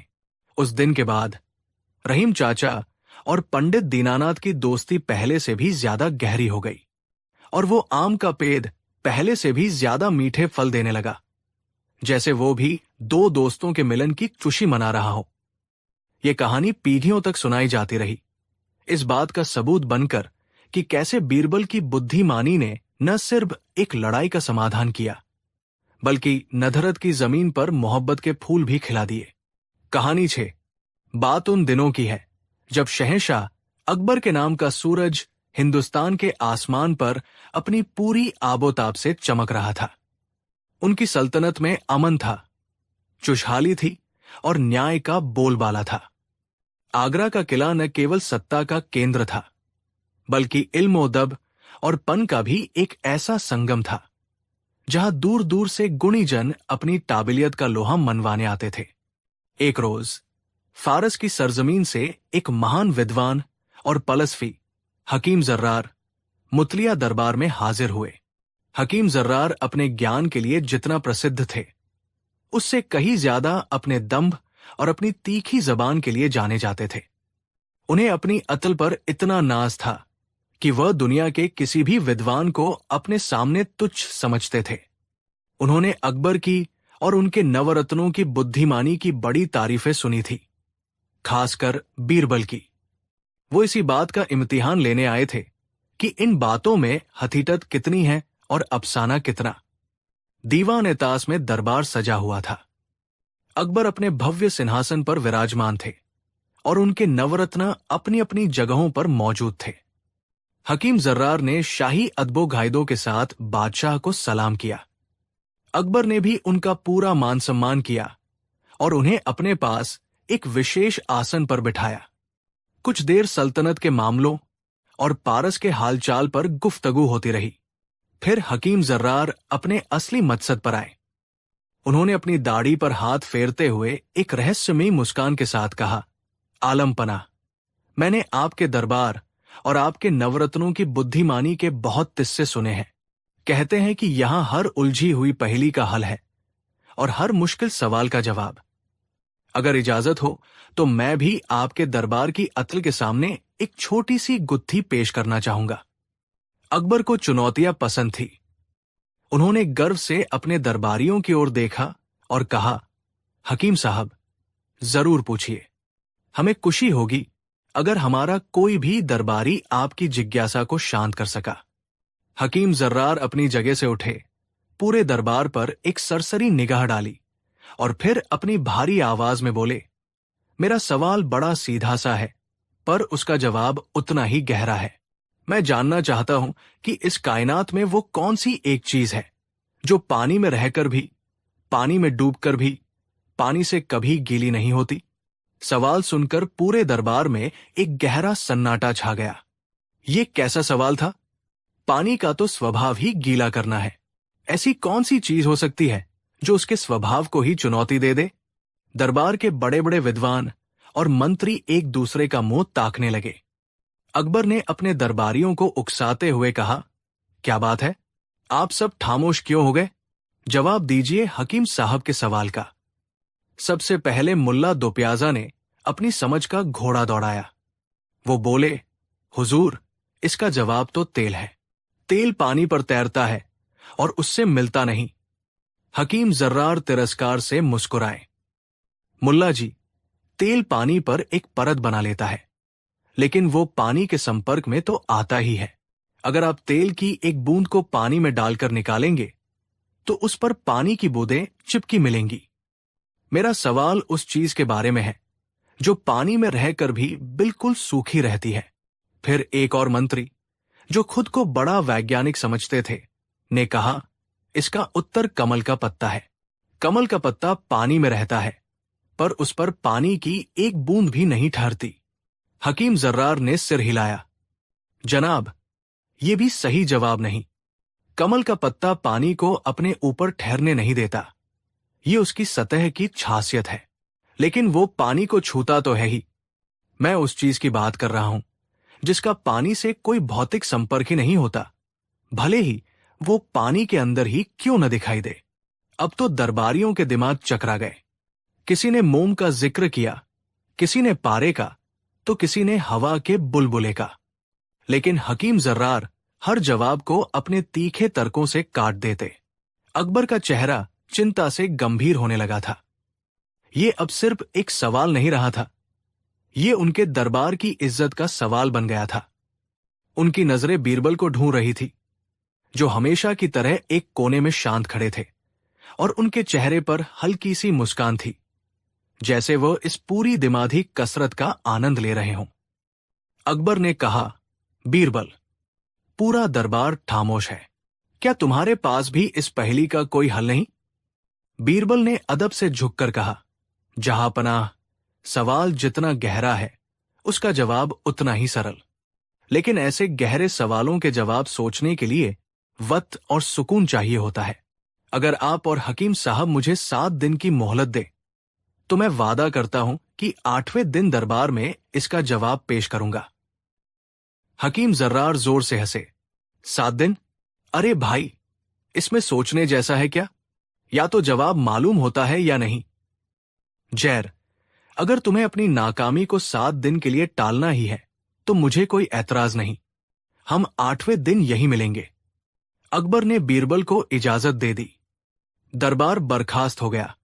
दूसरे दरबारी मन ही मन खुश थे। उन्हें पूरा यकीन था कि बीरबल ने अपनी हार को टालने के लिए समय मांगा है। 7 दिन बाद जब वो थाली हाथ लौटेंगे तो बादशाह के सामने उनकी बड़ी किरकिरी होगी। अगले दिन से बीरबल ने अपनी खोज शुरू की, लेकिन वो किसी किताब या किसी ज्ञानी पंडित के पास नहीं गए।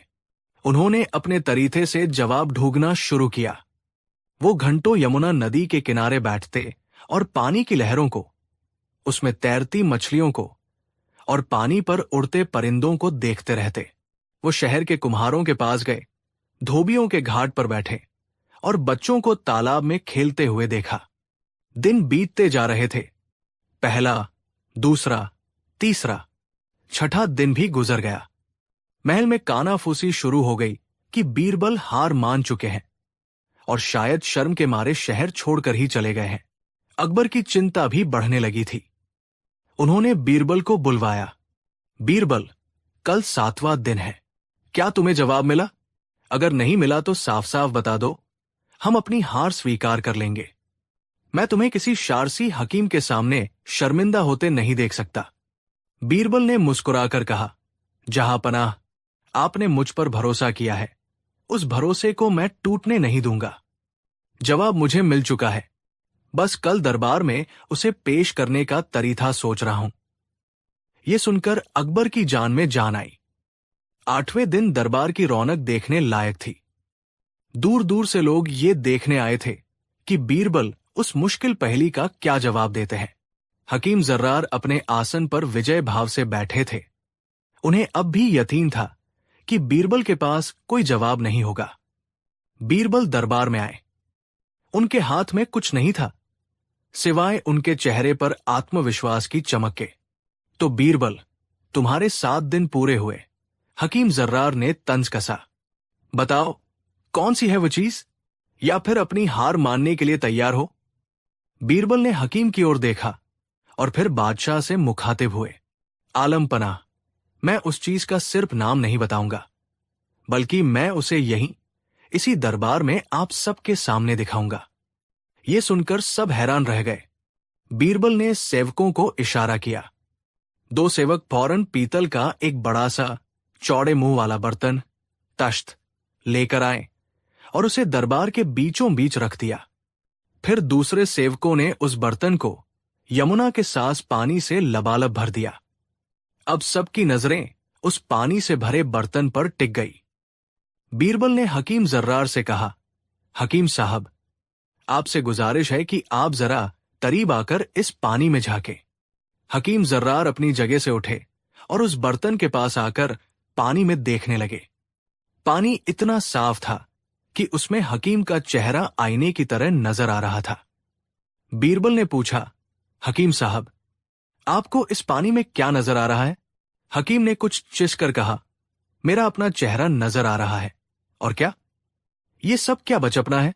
बीरबल ने मुस्कुराकर कहा, जनाब, आपका चेहरा पानी के अंदर है या बाहर? हकीम उलझन में पड़ गए। मेरा चेहरा तो बाहर है, पर उसका अक्स, उसकी परछाई पानी के अंदर है। बिल्कुल सही। बीरबल की आवाज पूरे दरबार में गूंजी। और यही मेरे सवाल का जवाब है। उन्होंने पूरे दरबार की ओर घूमकर कहा, जहां पनाह और दरबार के अक्लमंद लोगों। हकीम साहब का सवाल था कि वो कौन सी चीज है जो पानी में रहकर भी गीली नहीं होती। वो चीज है परछाई, यानी प्रतिबिंब, रिफ्लेक्शन। एक पल के लिए दरबार में खामोशी छा गई और फिर जैसे सबको बात समझ में आ गई हो, एक कोलाहल सा मच गया। बीरबल ने अपनी बात को और स्पष्ट करते हुए समझाया, देखिए, हकीम साहब का प्रतिबिंब इस वक्त पानी के ठीक अंदर मौजूद है। हम सब उसे देख सकते हैं, लेकिन क्या वह गीला है? नहीं, क्योंकि प्रतिबिंब प्रकाश की एक लीला है, एक छवि है। उसका कोई भौतिक वजूद नहीं होता। आप उसे छू नहीं सकते, उसे पकड़ नहीं सकते, तो भला उसे गीला कैसे कर सकते हैं? ये पानी में रहती है, पानी में दिखती है, पर पानी का उस पर कोई असर नहीं होता। उन्होंने आगे बढ़कर पानी में अपना हाथ डाला। देखिए, मेरा हाथ पानी में जाते ही गीला हो गया, लेकिन मेरे हाथ का जो प्रतिबिंब पानी में बन रहा है वो अभी भी सूखा है, क्योंकि वो सिर्फ एक अक्स है। ये नजारा देखकर हकीम जर्रार की आंखें फटी की फटी रह गई। जवाब इतना सरल, इतना सामने, और फिर भी वो और दरबार का कोई भी विद्वान उसे सोच नहीं पाया। वो अपनी सारी किताबी विद्या और तर्कों के साथ हार चुके थे, और बीरबल ने सिर्फ साधारण अवलोकन से उस गुत्थी को सुलझा दिया था। हकीम जर्रार का दंभ चूर चूर हो गया।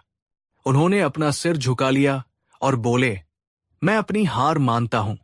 बीरबल, तुम्हारा जवाब बिल्कुल सही है।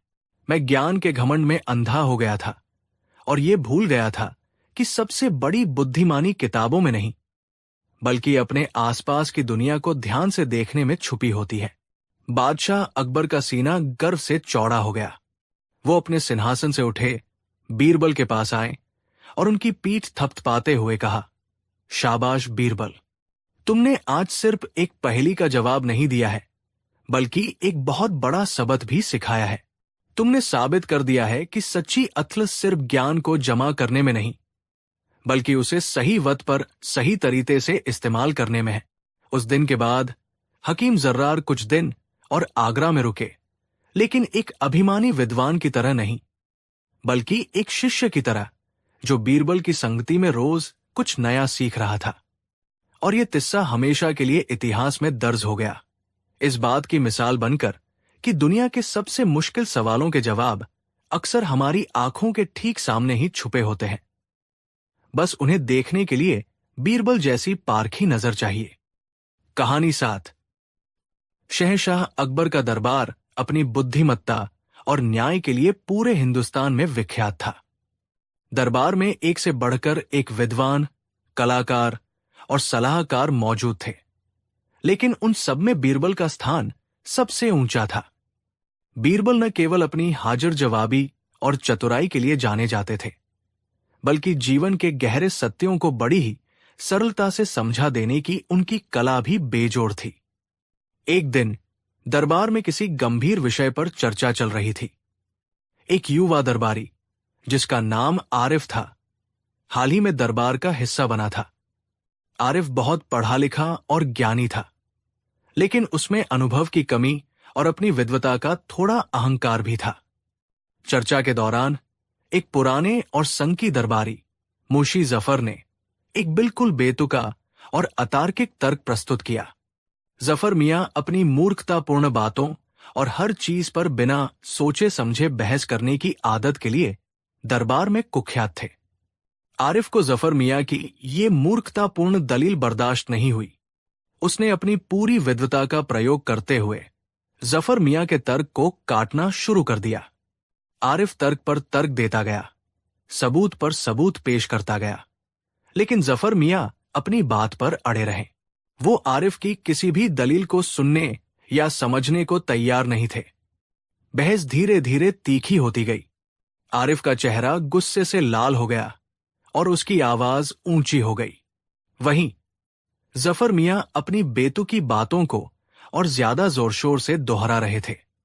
पूरा दरबार ये तमाशा देख रहा था।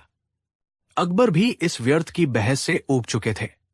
उन्होंने देखा कि आरिफ, जो एक होनहार और समझदार नौजवान था, एक मूर्ख व्यक्ति के साथ बहस में उलझकर अपना समय, अपनी ऊर्जा और अपना मानसिक संतुलन खो रहा था। वो पसीने से तरबतर था और उसकी सांसें तेज चल रही थी। अंत में अकबर ने हस्तक्षेप किया। बस कीजिए आरिफ, हम तुम्हारी विद्वता और तुम्हारे तर्कों का सम्मान करते हैं। अब इस बहस को यहीं समाप्त करो।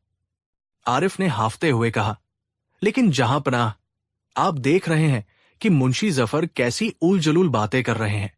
मैं तो बस सत्य को स्थापित करने का प्रयास कर रहा हूं।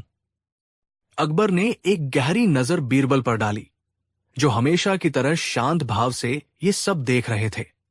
बीरबल, तुम इस विषय पर क्या कहोगे? क्या आरिफ का एक मूर्ख व्यक्ति को सही राह दिखाने का प्रयास गलत है? बीरबल अपनी जगह से उठे, अदब से झुके और बोले, आलम पनाह, आरिफ की नीयत नेक है, लेकिन उसका तरीका गलत है। वो उस पत्थर पर पानी डाल रहा है जो कभी भीग नहीं सकता। वो एक ऐसी दीवार से सिर टकरा रहा है जो कभी नहीं गिरेगी। तुम्हारा मतलब क्या है बीरबल? साफ साफ कहो, अकबर ने कहा।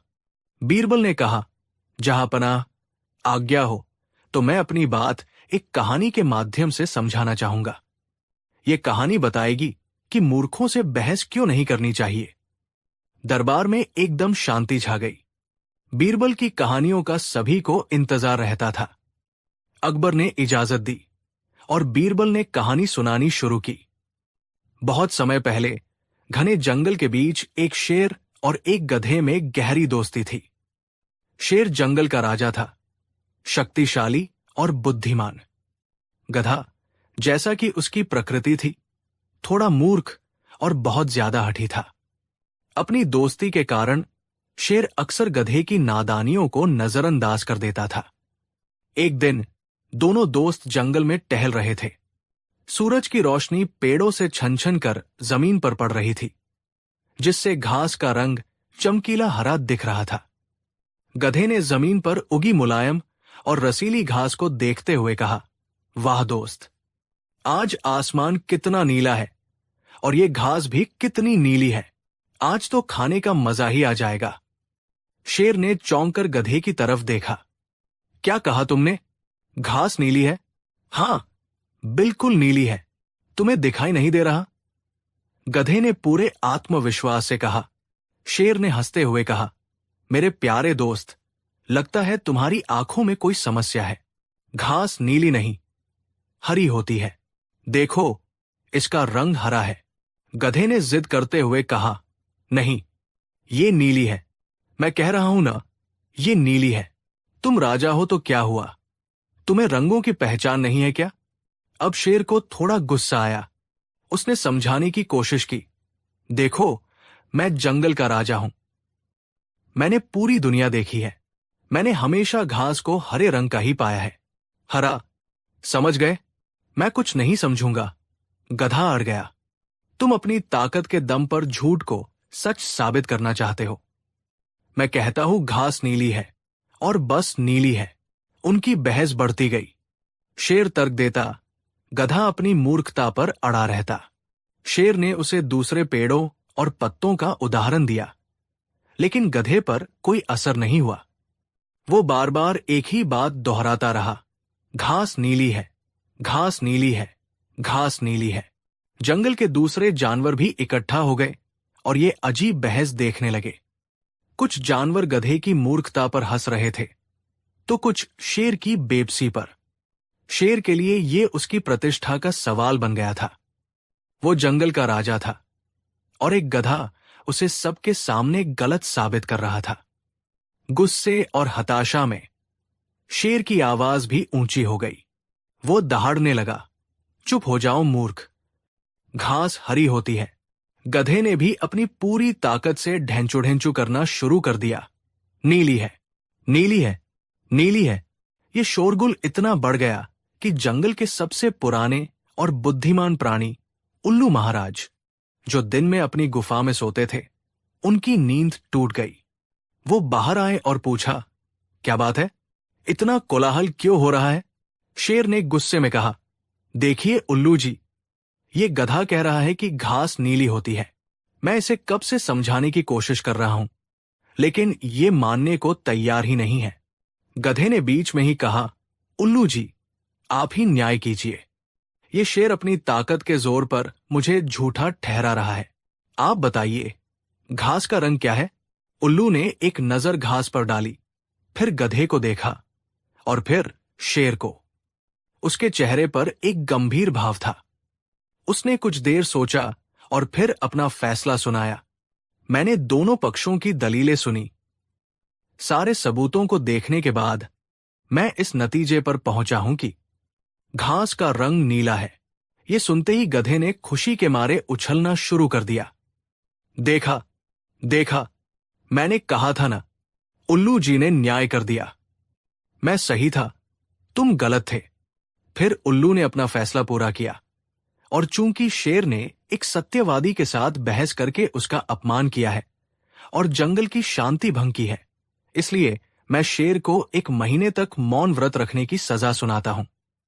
यह सुनकर शेर के तो होश ही उड़ गए। क्या ये कैसा न्याय है?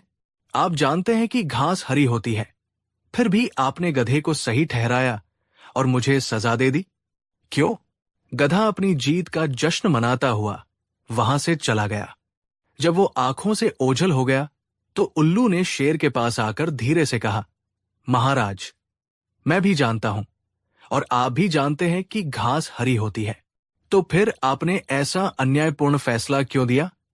शेर ने दुखी होकर पूछा। उल्लू ने एक गहरी सांस ली और जो बात कही वो सोने के अक्षरों में लिखने लायक थी। उल्लू ने कहा, महाराज, ये सजा आपको इसलिए नहीं मिली कि आप गलत थे। ये सजा आपको इसलिए मिली है कि आपने एक ऐसे मूर्ख के साथ बहस करने में अपना कीमती समय और ऊर्जा बर्बाद की, जिसका सत्य से कोई लेना देना नहीं था। गधे जैसे हठी और मूर्ख प्राणी का उद्देश्य सत्य को जानना नहीं, बल्कि अपनी बात को सही साबित करना होता है, चाहे वो कितनी भी गलत क्यों न हो। उल्लू ने आगे समझाया, जब आप एक मूर्ख से बहस करते हैं तो आप उसी के स्तर पर उतर आते हैं। वो आपको अपने अनुभव, जो कि मूर्खता का है, से हरा देगा।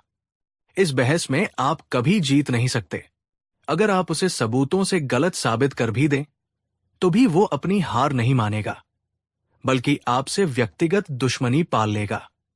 और अगर, जैसा कि आज हुआ, कोई तीसरा व्यक्ति बीच बचाव करता है और उसे सही ठहरा देता है, तो वो और भी ज्यादा आश्वस्त हो जाता है कि वही सही था।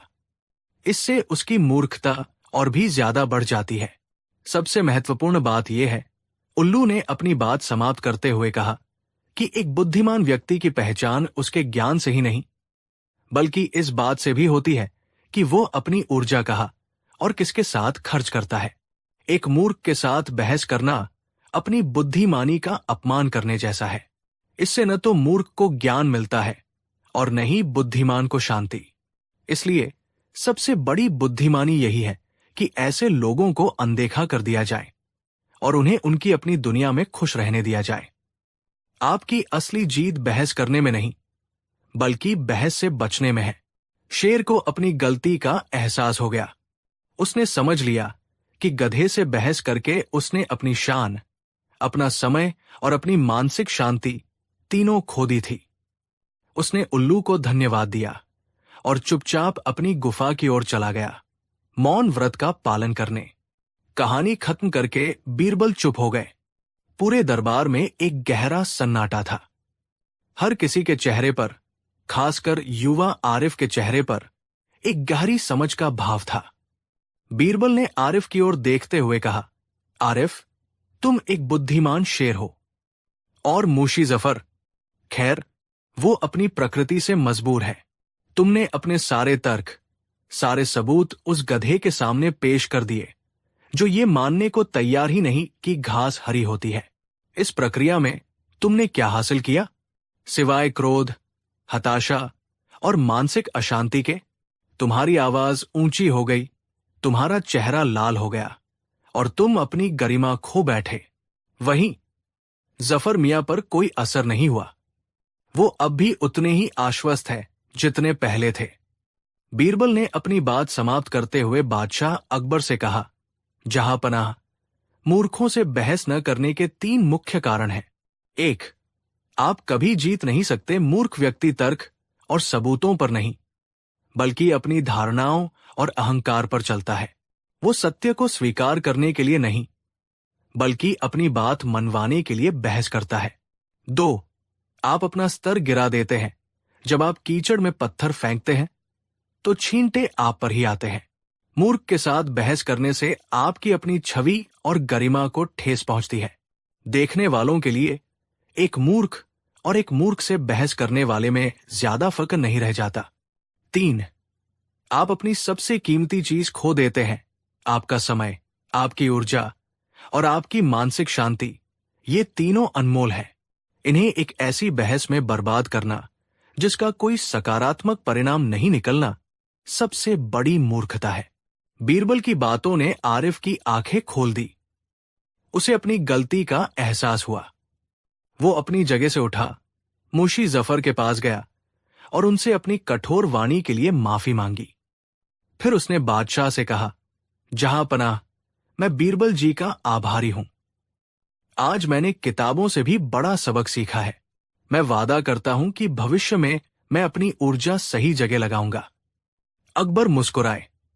उन्होंने बीरबल की बुद्धिमानी की प्रशंसा की और दरबार में ये नियम बना दिया कि किसी भी व्यर्थ की बहस को बढ़ावा नहीं दिया जाएगा। उस दिन के बाद दरबार का माहौल और भी ज्यादा रचनात्मक और सकारात्मक हो गया और ये कहानी पीढ़ियों तक सुनाई जाती रही, इस शाश्वत सत्य को याद दिलाने के लिए कि सबसे बड़ी बुद्धिमानी अक्सर चुप रहने और मूर्खों के साथ बहस से बचने में ही होती है। कहानी 8। मुतलिया सल्तनत के सुनहरे दौर में, जब शहंशाह जलालुद्दीन मोहम्मद अकबर का परचम पूरे हिंदुस्तान पर लहराता था, उनकी राजधानी आगरा न केवल अपनी भव्य इमारतों और गुलजार बाजारों के लिए जानी जाती थी, बल्कि न्याय और बुद्धिमानी के लिए भी उसका एक अलग मुकाम था। इस न्याय की मशाल को थामे हुए थे बादशाह अकबर के सबसे प्रिय सलाहकार, उनके नवरत्नों में से एक बीरबल। बीरबल की चतुराई के सिस्से दूर दूर तक मशहूर थे। कोई भी गुत्थी ऐसी न थी जिसे बीरबल अपनी सूझबूझ से सुलझा न सके। उन्हीं दिनों आगरा में एक सेठ हुआ करता था जिसका नाम था दयाराम। सेठ दयाराम शहर के सबसे अमीर व्यापारियों में से एक था। उसके पास सोने चांदी, हीरे मोतियों के अंबार थे। उसकी हवेलियां आसमान से बातें करती थी और उसके व्यापार का जाल काबुल से लेकर बंगाल तक फैला हुआ था। ऊपरी तौर पर सेठ दयाराम बड़ा धर्मात्मा और परोपकारी बनता था।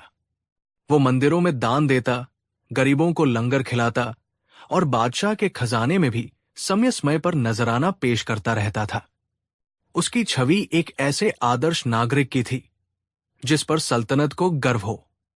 लेकिन सिक्के का हमेशा एक दूसरा पहलू भी होता है। सेठ दयाराम की असलियत कुछ और ही थी। वो जितना बड़ा धर्मात्मा होने का दिखावा करता था, अंदर से उतना ही बड़ा सूदखोर, मक्कार और बेईमान था। वो छोटे व्यापारियों का माल हड़प लेता, किसानों को कर्ज के जाल में फंसाकर उनकी जमीनें अपने नाम करवा लेता और सल्तनत के करों में भारी हेराफेरी करता था। उसने अपनी दौलत का साम्राज्य दूसरों के आंसुओं और बद्दुओं की नींव पर खड़ा किया था। लेकिन उसकी चालाकी ऐसी थी कि आज तक कोई भी उसे रंगे हाथों पकड़ नहीं सका था। एक रोज सुबह सुबह पूरे आगरा में सनसनी फैल गई। खबर आई कि सेठ दयाराम की सबसे सुरक्षित तिजोरी में चोरी हो गई है। ये कोई मामूली चोरी नहीं थी। सेठ की हवेली किसी किले से कम न थी।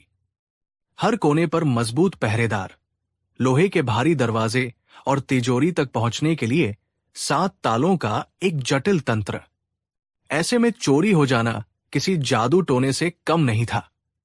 सेठ दयाराम छाती पीटता हुआ, रोता बिलखता दरबार में हाजिर हुआ। उसने अकबर के कदमों में अपनी पगड़ी रख दी और दहाड़े मारकर रोने लगा। दुहाई हो आलमपनाह, मैं लुट गया, बर्बाद हो गया। मेरी जिंदगी भर की कमाई एक ही रात में चोर ले उड़े।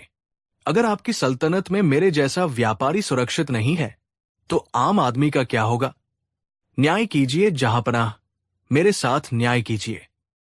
अकबर को बड़ा क्रोध आया। ये उनकी सल्तनत की इज्जत का सवाल था। उन्होंने फौरन शहर के कोतवाल को तलब किया और हुक्म दिया, कोतवाल साहब, हम आपको 3 दिन की मोहलत देते हैं। या तो चोर हमारे सामने होगा या फिर आपकी गर्दन। जाइए, जमीन आसमान एक कर दीजिए, लेकिन चोर को ढूंढ निकालिए। कोतवाल ने अपनी पूरी ताकत झोंक दी। शहर की नाकेबंदी कर दी गई।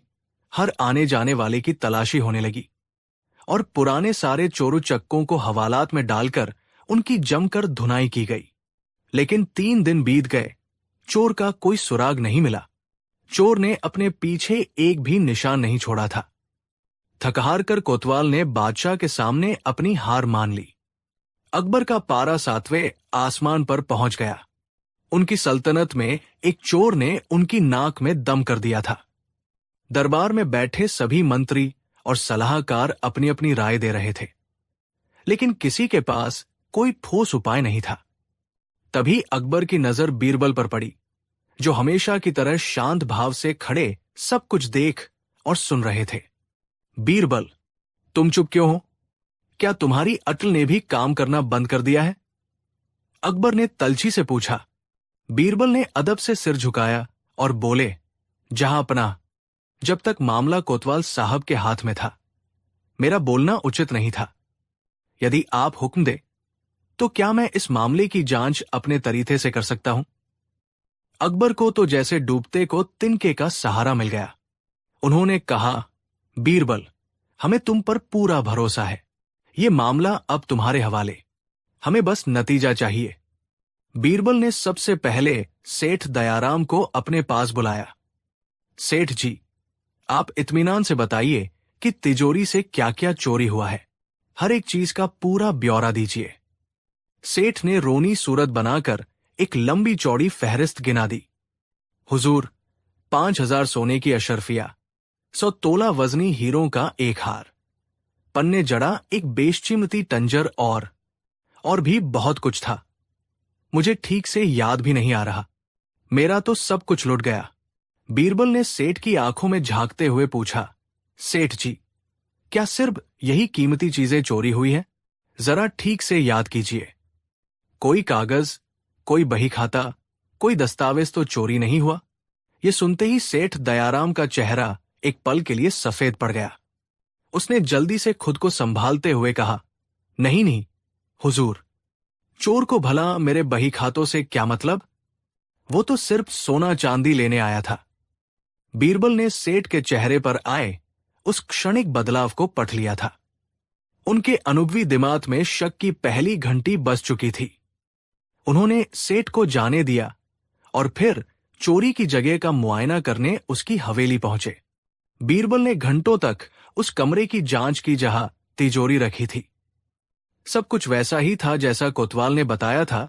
कोई तोड़फोड़ नहीं, कोई जबरदस्ती के निशान नहीं। ऐसा लग रहा था जैसे चोर हवा में आया और हवा में ही गायब हो गया। बीरबल समझ गए कि ये किसी बाहरी चोर का काम नहीं है। चोर जरूर कोई ऐसा व्यक्ति है जिसे हवेली और तिजोरी के हर राज का पता है। अपनी जांच के दौरान बीरबल ने हवेली के नौकरों चाकरों से भी बात की। बातचीत में उन्हें पता चला कि कुछ साल पहले सेठ दयाराम का एक बहुत ही वफादार और होशियार मुनीम हुआ करता था, जिसका नाम माधव था।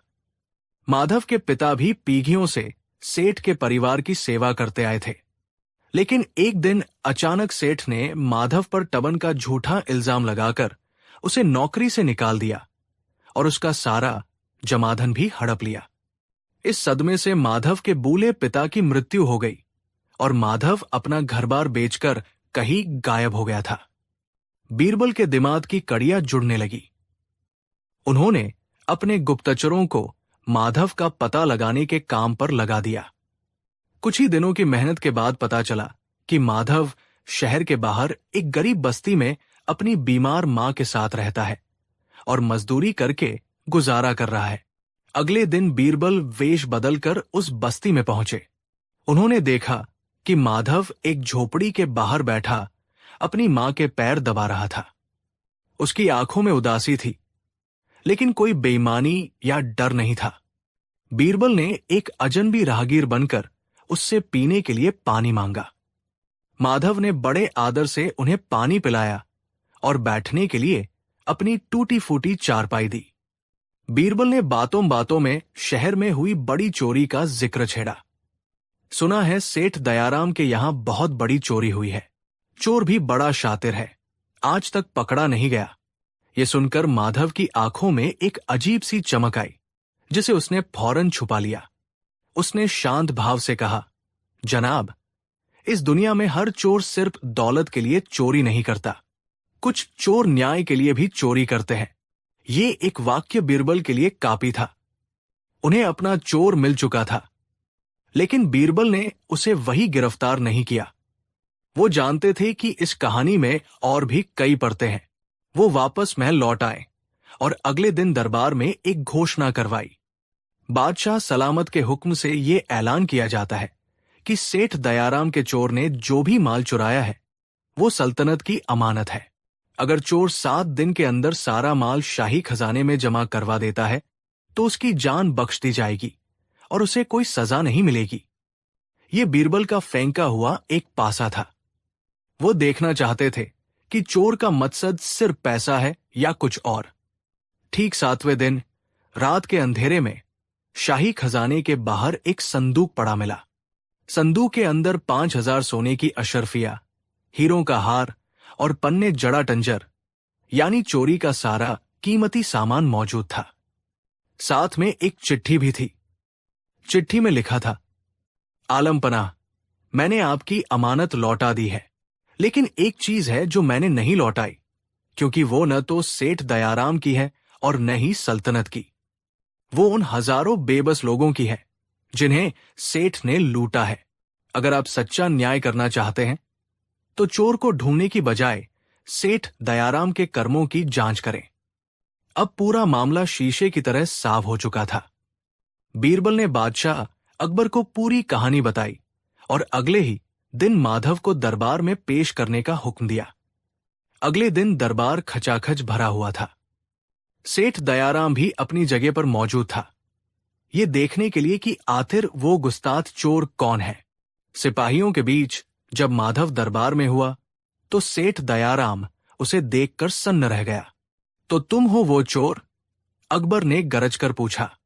माधव ने बिना किसी डर के सिर उठाकर कहा, जी जहांपनाह, मैंने ही सेठ की तिजोरी से चोरी की है। दरबार में शोर मच गया। सजाए मौत, इसके हाथ काट दिए जाए, जैसी आवाजें गूंजने लगी। सेठ दयाराम ने आगे बढ़कर कहा, देखिए जहांपनाह, ये नमक हराम है। मैंने इसे पाला पोसा और इसने मेरे ही घर में चोरी की। इसे ऐसी सजा मिलनी चाहिए कि कोई दूसरा ऐसी हिम्मत ना कर सके। अकबर ने माधव से पूछा, तुमने चोरी क्यों की? क्या तुम्हें सल्तनत के छानून का डर नहीं? माधव ने कहा, जहांपनाह, मुझे थानून का डर है, इसीलिए मैंने चोरी की। मैं सालों तक सेठ दयाराम के यहां काम करता रहा। मैंने अपनी आंखों से देखा है कि कैसे ये धर्मात्मा का चोला ओढ़कर गरीबों का तून चूसता है। इसने सल्तनत को करों में लाखों का चूना लगाया है। इसने मेरे पिता की जीवन भर की कमाई हड़प ली, उन पर झूठा इल्जाम लगाकर हमें सड़क पर ला दिया। मेरे पिता इसी सदमे में मर गए। मैं हर दरवाजे पर गया, हर अधिकारी से गुहार लगाई, लेकिन इस सेठ के रुतबे और दौलत के आगे किसी ने मेरी नहीं सुनी। जब न्याय के सारे रास्ते बंद हो गए तब मुझे अन्याय का रास्ता अपनाना पड़ा। क्या सबूत है तुम्हारे पास कि तुम सच कह रहे हो? अकबर ने पूछा। सबूत मेरे पास है जहांपनाह, माधव ने कहा।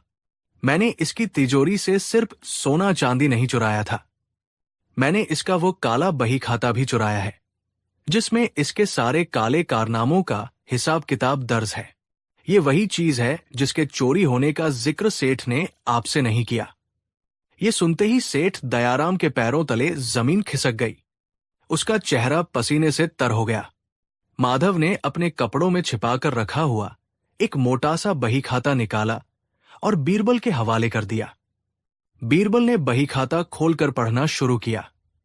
जैसे जैसे वो पढ़ते जा रहे थे, सेठ दयाराम के चेहरे का रंग उड़ता जा रहा था और बादशाह अकबर की आंखों में गुस्सा बढ़ता जा रहा था। उस बही खाते में सेठ के हर एक गुनाह का कच्चा चिट्ठा था। कैसे उसने अकाल के समय अनाज की जमाखोरी की, कैसे उसने जाली दस्तावेज बनाकर विधवाओं की जमीनें हड़पी और कैसे उसने शाही खजाने को धोखा दिया। सबूत अकाट्य थे। सेठ दयाराम का पर्दाफाश हो चुका था। अकबर क्रोध से सिंहासन से उठ खड़े हुए। धोखेबाज, मक्कार, तूने धर्म की आड़ में इतने गुनाह किए। सिपाही, पकड़ लो इसे। इसकी सारी संपत्ति जब्त करके शाही खजाने में जमा कर दी जाए और इसे जिंदगी भर के लिए काल कोठरी में डाल दिया जाए।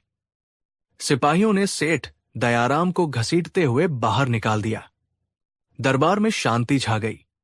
सबकी नजरें अब माधव पर थी। उसने चोरी की थी, वो एक मुजरिम था, लेकिन उसकी चोरी की वजह से एक बहुत बड़ा अपराधी पकड़ा गया था और सल्तनत का बहुत बड़ा फायदा हुआ था। अब अकबर के सामने एक धर्म संकट था। कानून के हिसाब से माधव को सजा मिलनी चाहिए थी, लेकिन उनकी अंतरात्मा कह रही थी कि माधव ने जो किया वो न्याय के लिए था। अकबर ने बीरबल की ओर देखा। बीरबल, अब तुम बताओ, इसके साथ क्या सुलूक किया जाए? ये एक चोर भी है और एक फरियादी भी। ये मुजरिम भी है और सल्तनत का मददगार भी। पूरा दरबार बीरबल का जवाब सुनने के लिए उत्सुक था। बीरबल अपनी जगह से उठे और बोले, आलम पनाह, ये सच है कि माधव ने चोरी की है, जो सल्तनत का एक गंभीर अपराध है। कानून के मुताबिक उसे सजा मिलनी ही चाहिए। यह सुनकर माधव ने शांति से अपना सिर झुका लिया, जैसे उसे फैसला मंजूर हो। बीरबल ने आगे कहा, और कानून ये भी कहता है कि जो कोई सल्तनत के खिलाफ हो रहे बड़े अपराध का पर्दाफाश करता है और खजाने को होने वाले नुकसान को बचाता है, वो इनाम का हकदार होता है। माधव ने सेठ दयाराम के काले कारनामों को उजागर करके सल्तनत की लाखों अशरफियों को डूबने से बचाया है, इसलिए वो एक बड़े इनाम का भी हकदार है। दरबार में बैठे लोग उलझन में पड़ गए। एक ही व्यक्ति को सजा और इनाम दोनों कैसे मिल सकते हैं? बीरबल मुस्कुराए और अपना अंतिम फैसला सुनाया। इसलिए मेरा न्याय ये कहता है कि माधव को उसके चोरी के अपराध के लिए सजा दी जाए, और उसकी सजा यह है कि उसने जो 5,000 अशरफिया चुराई थी, वो उसे सेठ दयाराम को वापस लौटानी होंगी। दरबार में एक पल के लिए सन्नाटा छा गया। फिर लोग समझकर मुस्कुराने लगे। ये कैसी सजा थी? सेठ तो पहले ही जेल में था और उसकी सारी संपत्ति जब्त हो चुकी थी। बीरबल ने अपनी बात पूरी की, और माधव को सल्तनत की मदद करने के लिए इनाम दिया जाए। उसका इनाम यह है कि सेठ दयाराम की जब्त की गई संपत्ति में से 10,000 अशरफिया माधव को दी जाए, ताकि वो अपना नया जीवन शुरू कर सके और अपनी बीमार मां का इलाज करवा सके। वाह बीरबल, वाह! बादशाह अकबर अपने सिंहासन से उठकर बोले, तुमने एक बार फिर साबित कर दिया कि तुमसे बड़ा कोई पारखी नहीं है। ये न्याय न सिर्फ कानून की किताबों पर खरा उतरता है, बल्कि इंसानियत के तठाजों को भी पूरा करता है। अकबर ने माधव को अपने पास बुलाया और कहा, माधव, तुमने गलत रास्ता चुना, लेकिन तुम्हारी नीयत साफ थी। तुम्हारा काम चोरी का था, लेकिन तुम चोर नहीं हो। तुम एक ईमानदार इंसान हो, जिसे हालातों ने मजबूर कर दिया। आज से तुम चोरी के इल्जाम से आजाद हो, और ये इनाम तुम्हारी ईमानदारी का है। माधव की आंखों में आंसू आ गए। उसने झुककर बादशाह को सलाम किया। सालों बाद उसे वो न्याय मिला था जिसके लिए वो भटक रहा था। उस दिन के बाद से पूरे आगरा में ये किस्सा मशहूर हो गया। लोग माधव को ईमानदार चोर के नाम से जानने लगे, और ये कहानी इस बात का प्रतीक बन गई कि अकबर और बीरबल के राज में सिर्फ कर्म को नहीं, बल्कि कर्म के पीछे छुपी नीयत को भी परखा जाता था। न्याय की तराजू पर सिर्फ अपराध नहीं, इंसानियत भी तौली